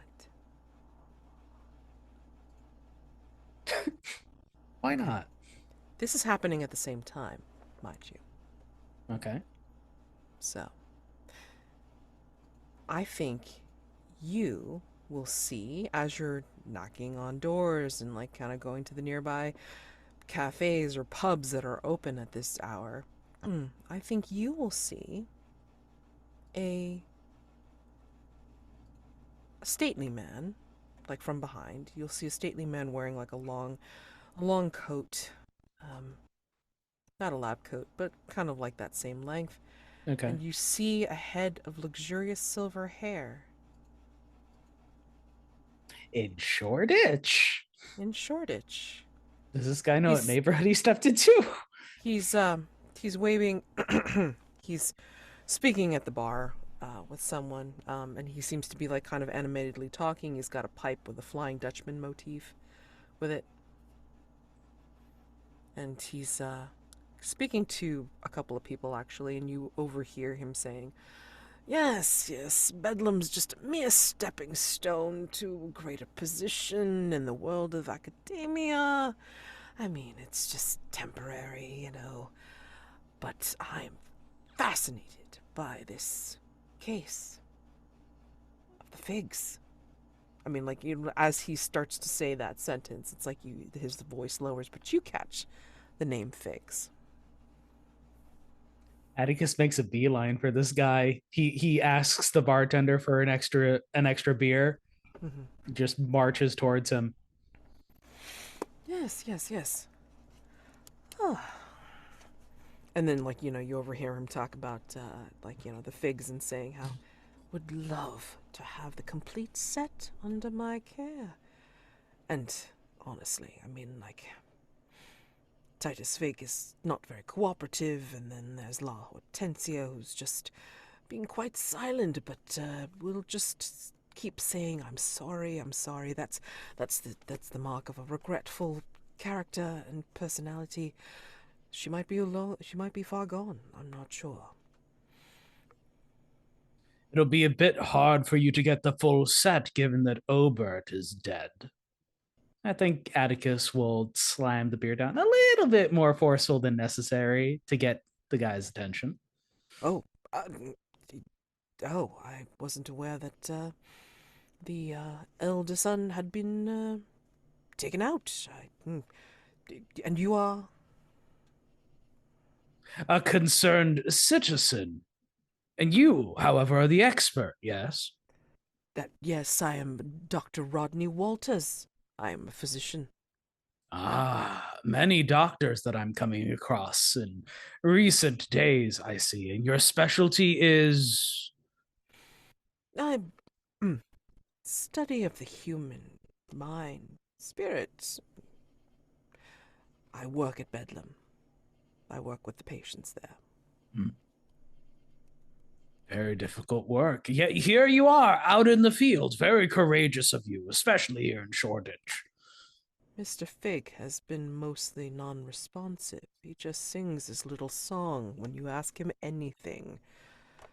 It is a fascinating case, and I don't think the literature has covered any such thing. Someone needs to write an article. Might as well be me, yes? But anyway, I mean, it's a strange case. One would almost call it a bit of religious mania, I imagine. I mean, he seems to be very, very obsessed with this thought of this creature, this entity that he worships, he says. I see. Yes. And your plans are to what exactly? I assume if you want the full set, but notwithstanding, that leaves the son, the rumored Patrick, stalking about in the alleyways and the like. Yes, I mean, I'm basically trying to trace steps, I suppose, as you seem to be, I guess. So, yes, asking if anyone has, any priors, if anyone has seen where he is. Just trying to track him down, and then perhaps, maybe, seeing what kind of he seems to be suffering from, some sort of disorder of believing himself not even to be human, but to be, I don't know, some sort of creature. So. And if you were to come face to face with him, you think you would be able to take him back to Bedlam safely? If we deal with the particular psychosis that he seems to be suffering from, and not, engage with any kind of violent means, perhaps he is a creature that just needs to be coaxed and curried with favor, instead of, outright, dealing in violence, as if, he needs to be put down, as it were. Yes? This guy sounds like a Poindexter. He sounds like a nerd. Yeah. Correct? Yeah. Atticus is going to grin widely, as very much like previously when he paired up with Dr. John Weiss, he has found the wild brain cell in this other doctor. And I would like for Atticus to grin widely, leoninely, as a hunter who has found prey, and say, "Perhaps I got off on the wrong foot, Doctor. Allow me to properly introduce myself as Sir Atticus Wellington-Hughes, and I would like to leverage my family's name in order to gain assistance." Okay. Sure. All right. Ah, yes, let's go back to that move. My goodness. In want of privilege, where I get to roll with presence. Okay. I have no conditions, so it is just a roll with the thing. What's the thing? Oh no. Oh boy. Yeah. That's a 3. What? That's a 3. Oh, that is boxcars +1. Can you please describe to me how terribly this person responds to me name dropping the Wellington-Hughes family before I decide whether or not I'm going to mark a mask? Sure. Yeah. So all of a sudden, his face contorts, and not in the King in Shadows deformity way, more of the pissed off. It's like, you. Me? You were the one who, or your family, is the one that has... I think I'm just gonna make it up as if it's like a personal affront. Like you killed my dog sort of thing. Like how dare you? How dare Oh my god. how dare you? You know what? Yeah, full Inigo Montoya. You killed my father. Well, I don't know if he can do Prepare to Die because he's an academic, Yeah. but I mean, I would love for this guy that has like no weaponry or combat skill to say to Atticus, "I'm gonna kill you." Exactly, Sarah. Oh my god, yes, probably. But I mean, okay, so he basically says something to the effect of Wellington-Hughes.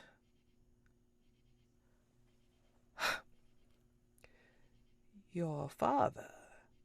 You're too young to be my peer, but your father was, I'm just going to say it, was an unadulterated asshole to my Yes. family, treating us with no respect for our profession and not even giving us the consideration for the people that he mowed down in his hunts, for the innocents that I had to, well, help medically and psychologically. You dare mention your name. I think he will, and in spirited fashion of an academic, I think what he's going to do is he's going to remove one of his gloves and your face. Lad, if you were trying to knock me out, you chose a poor weapon. I challenge you to a duel on behalf of the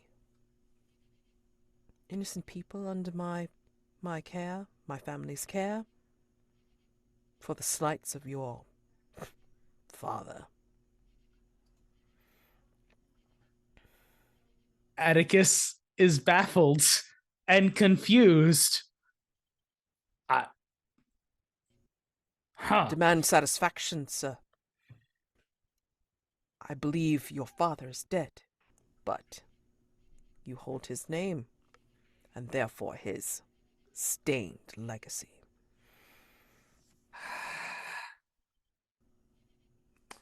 Still running with it, or are you Yep, going to? I am. Atticus will lean down, pick up the glove, and drop it on the little man's head. I care not for the honor of the Wellington-Hughes family, but you have chosen poorly. Please name your terms. You may forward them to Hargrave House. Damn the Wellington-Hughes name. And Damn Atticus the is... Wellington-Hughes name. Dawn tomorrow. Pistols. 10 paces. Very well. In the park.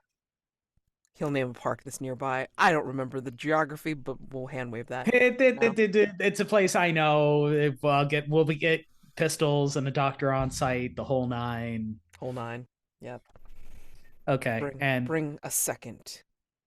As I will. No, I have to go one of the hunters and be like, hey, somebody challenged me to a duel and I need a second. Can you spot me?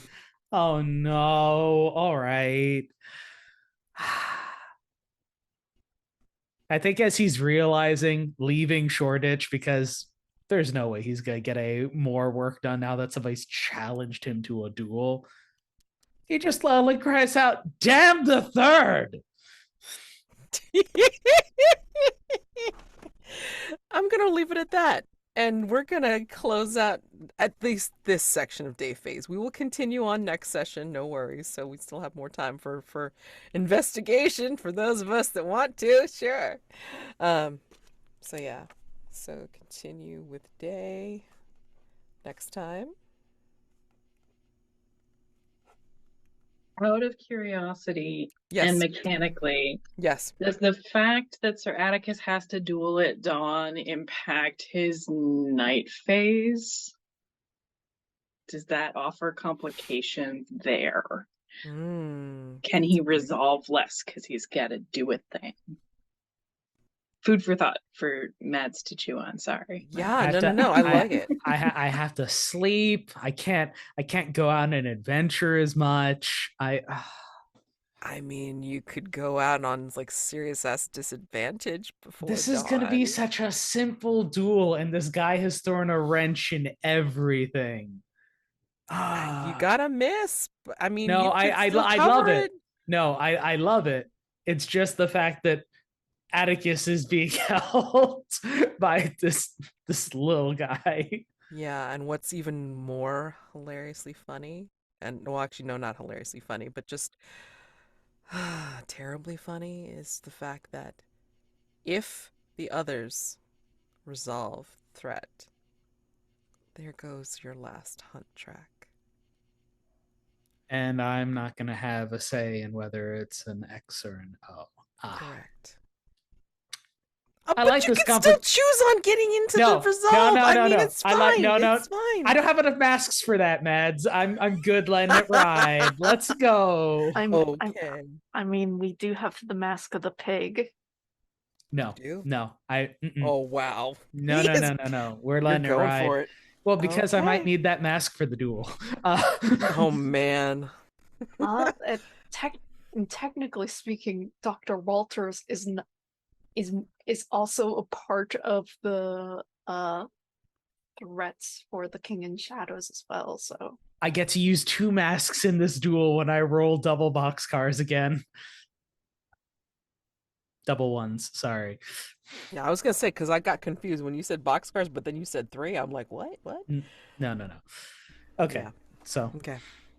The snakes are full of boxes, is what it is. Lovely. Oh my gosh. Yeah. So yeah, I mean, like, you will have a choice. But Mask of the Pig goes away once you resolve Figs. So that's just a thought too. But anyway.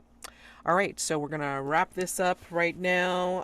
Obviously, we're gonna continue on with more day phase next time. Got a lot of masks. I'm assuming that you two who have Mask of the Mirrors left, you're gonna wait until dusk phase next time. Sure. Okay. Cool. It'll be interesting. Okay. So stars and wishes. you know the drill. Yeah. Sorry. Yeah. Good time.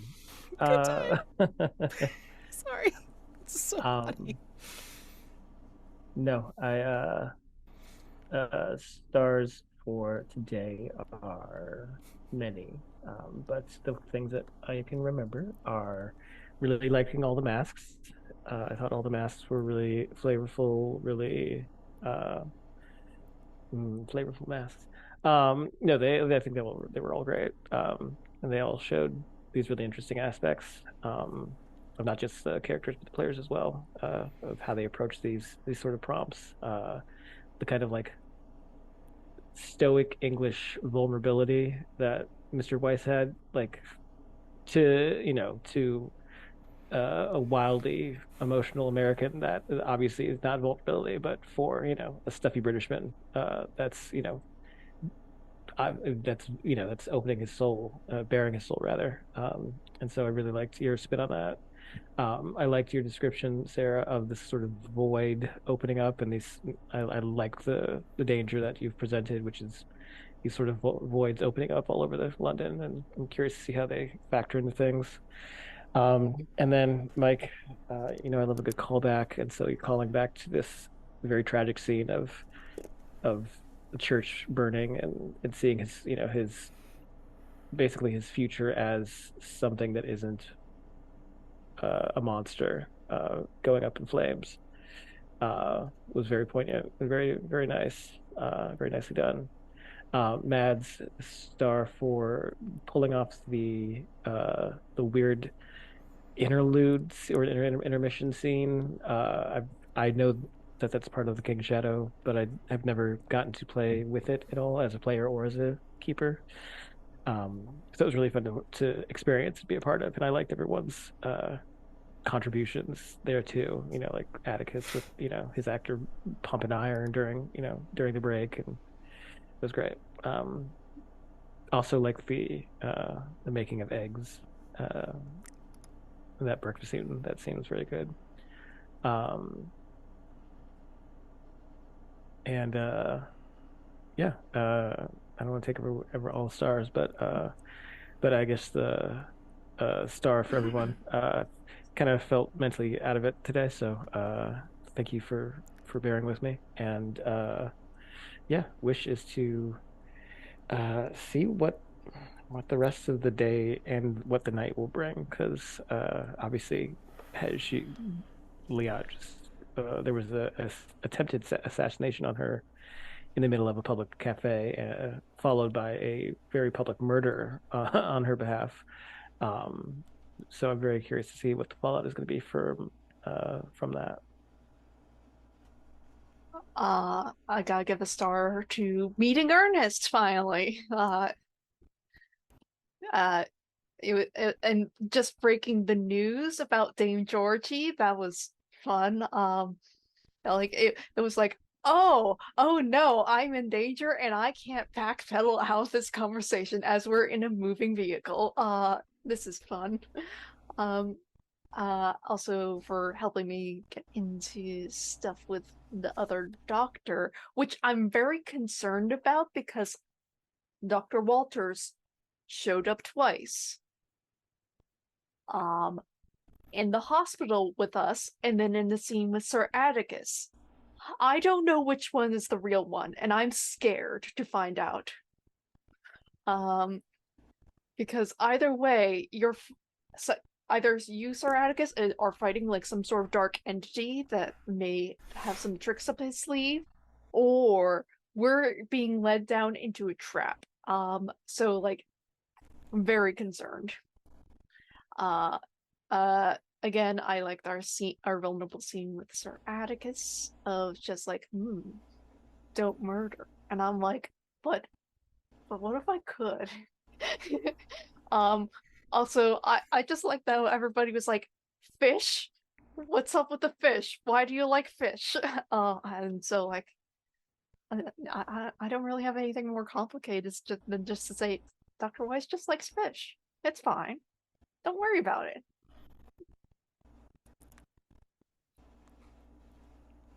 I'll jump in.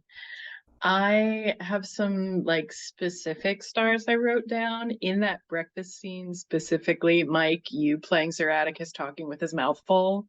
Mwah, delightful. Jack in Liat's mask, you turned the blood of the artist into paint in which you could fix the art. Gorgeous. Loved it. Also, I loved furniture manners. Like, you were talking to Sir Atticus, and there was that moment of like, if you need table manners or really any other piece of furniture, it just stuck with me. So, chair manners, curtain manners, it tickled me. I don't know why. There was a moment where I envisioned where all of our actors taking breaks from playing these imaginary characters, Liat storming out left me with the impression that the actor playing Dormond was just there with like squibs that have gone off, and I'm like, well, that's like you have to reset the whole like practical effect. And it was just like all of that framing just gave so much depth to my imagination in that scene. So I loved all of that. That's a start of the threat, I guess.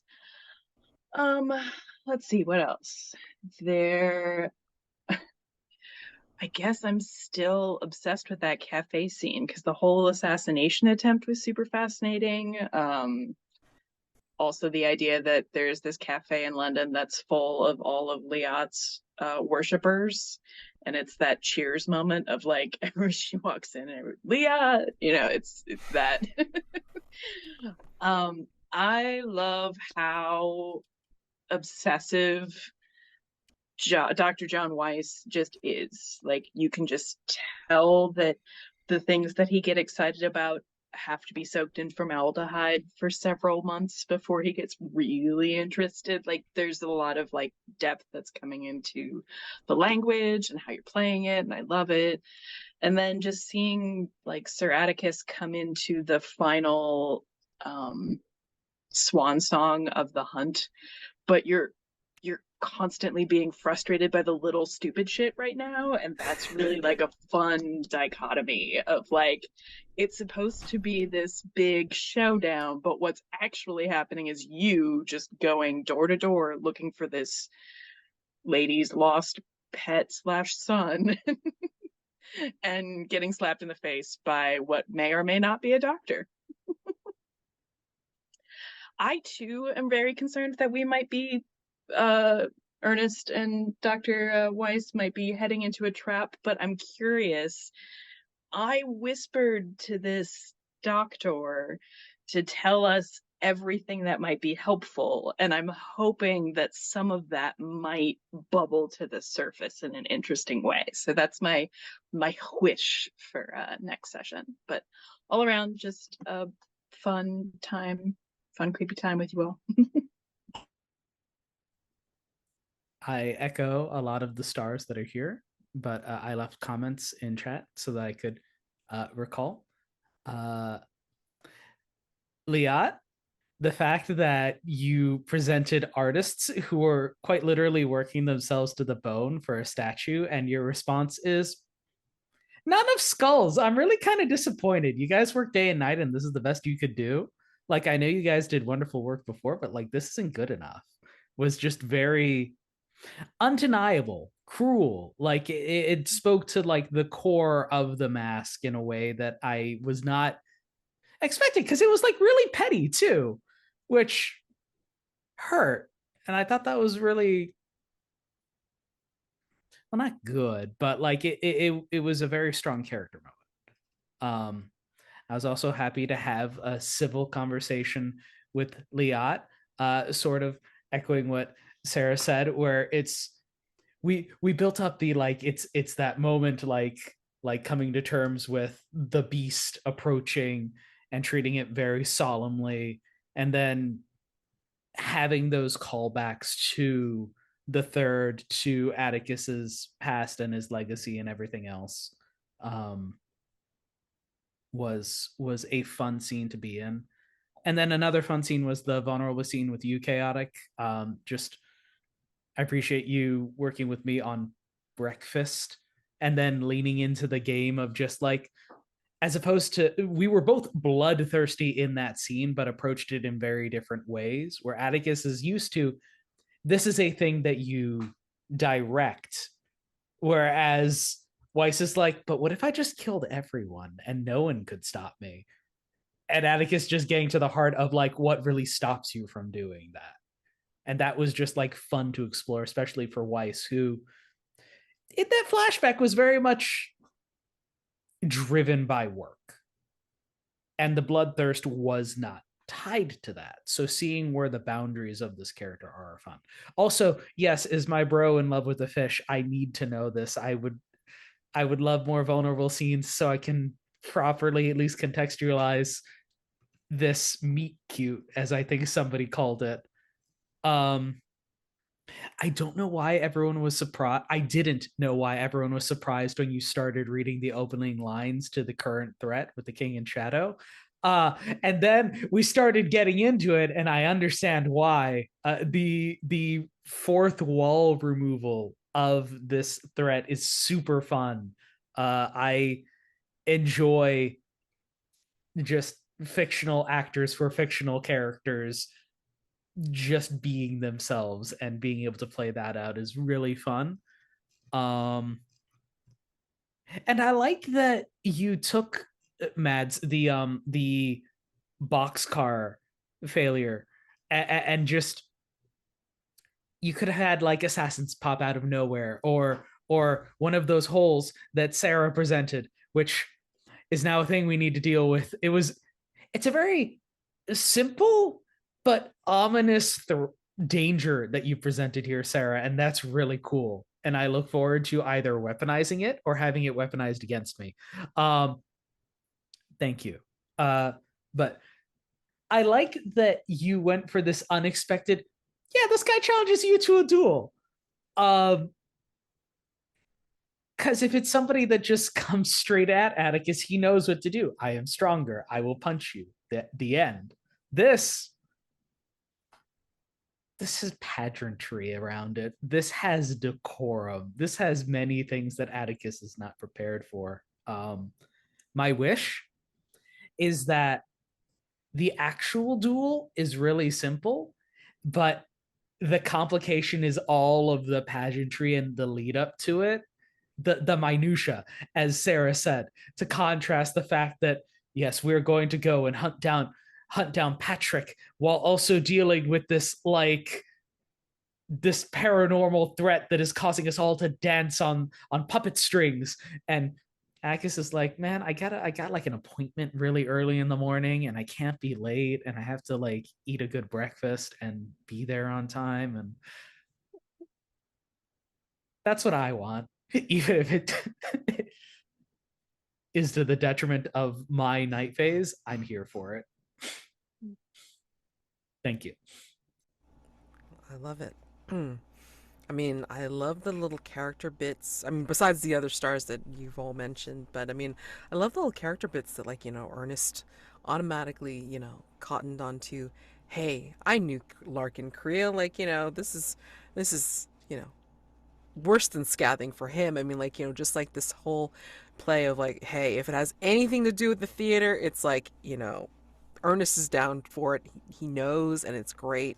So I love that like kind of character like tie-in and callback, and it's just like it's just beautiful. And then yeah, I really enjoyed. I felt like between the masks for Dr. Weiss and Sir Atticus, and then the vulnerable scene, there was like some vibe tie-in somehow. Yes. Where it was just like you dealing with people in your memory, your scenes, like in the mass, and then like having to try and talk about it in a roundabout way, in your vulnerable scene. It was just like really interesting to watch.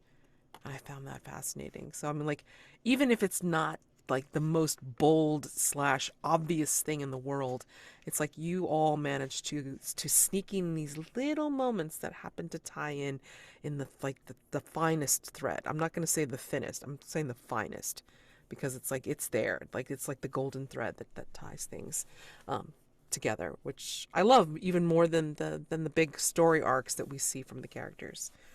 And then Liat, I mean, God dang it, 2 misses in a row, and I'm like, I don't know what to do. I honestly did not know what to do. So, you know what? Next time I'm just going to treat it like trophy. I'm just going to be like, okay, well, how bad do you think it really gets on a miss? And thank you for reminding me about the intermission part, because I mean, I remembered it, but I was like, nothing's going to happen that seriously right off the bat. No, absolutely not. I just introduced it this morning. What are you talking about? Liat gets 2 misses, especially on a big dramatic threat or physical threat. I'm like, of course. Yes. So, I love you, Jack. I hate your dice. Do we only get one intermission? Do we get multiple intermissions or? Well, okay. So the way I read it, because the way it says once per group per threat. Darn it. So I feel like, and tell me if I'm wrong, Chaotic, and that's fine. I mean, I feel like, you've just used it for the collector. Mm-hmm. However, if something happens to somebody else and something not the collector, then conceivably we could have another intermission. Yes. Conceivably. Yes. But I mean, like, you can tell me if I'm wrong. That's the way I'm reading it. It effectively works like a mask threat, but it's for every threat.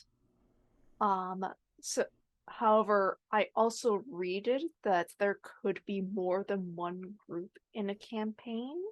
So I've run games like this. So like technically, if you're running multiple groups in the same campaign, you could have it be for the same threat, but with different groups. it's a very weird wording, and I have a little bit questions about that. I'll probably ask Alex at some point why he worded it like that, but yeah, it should be once per threat. Okay.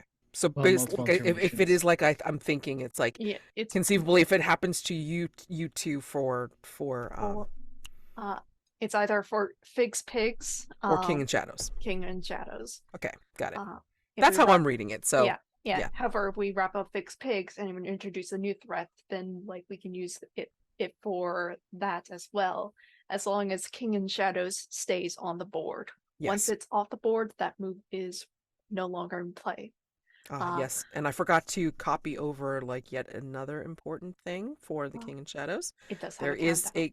it does have a countdown, correct? Yeah. 4 night phases. But considering how fast we go through things, we got time. It's good. It's fine. Yeah. It's okay. And sort of another mention about like that sort of golden fine thread. I really appreciated that you introduced that thread today, because I was like, oh, I can tie my mask into this, and then with like how Sir Atticus was really questioning Dr. Weiss, I was like, oh, I can tie this throughout. So like I echoed like this sort of theme of like Dr. Weiss was very logical and very driven at one point, but now he's just like kind of unhinged, and I'm very excited to explore what happened in between those sort of phases. So like went him from like this cold little hard little rock on the shelf to this sort of like bloodthirsty murderer. Well, technically he hasn't killed anyone yet, but that can change. Yeah. I mean, like being it depends operative term, you know. Yeah, and depends on how much you want a body part. You know, it's like whatever. Or conveniently not being found or watched. It's cool. It's cool. Yeah, too many wishes. I can't even think of them right now because it's like my brain's fried looking at all the damn tabs. But yeah.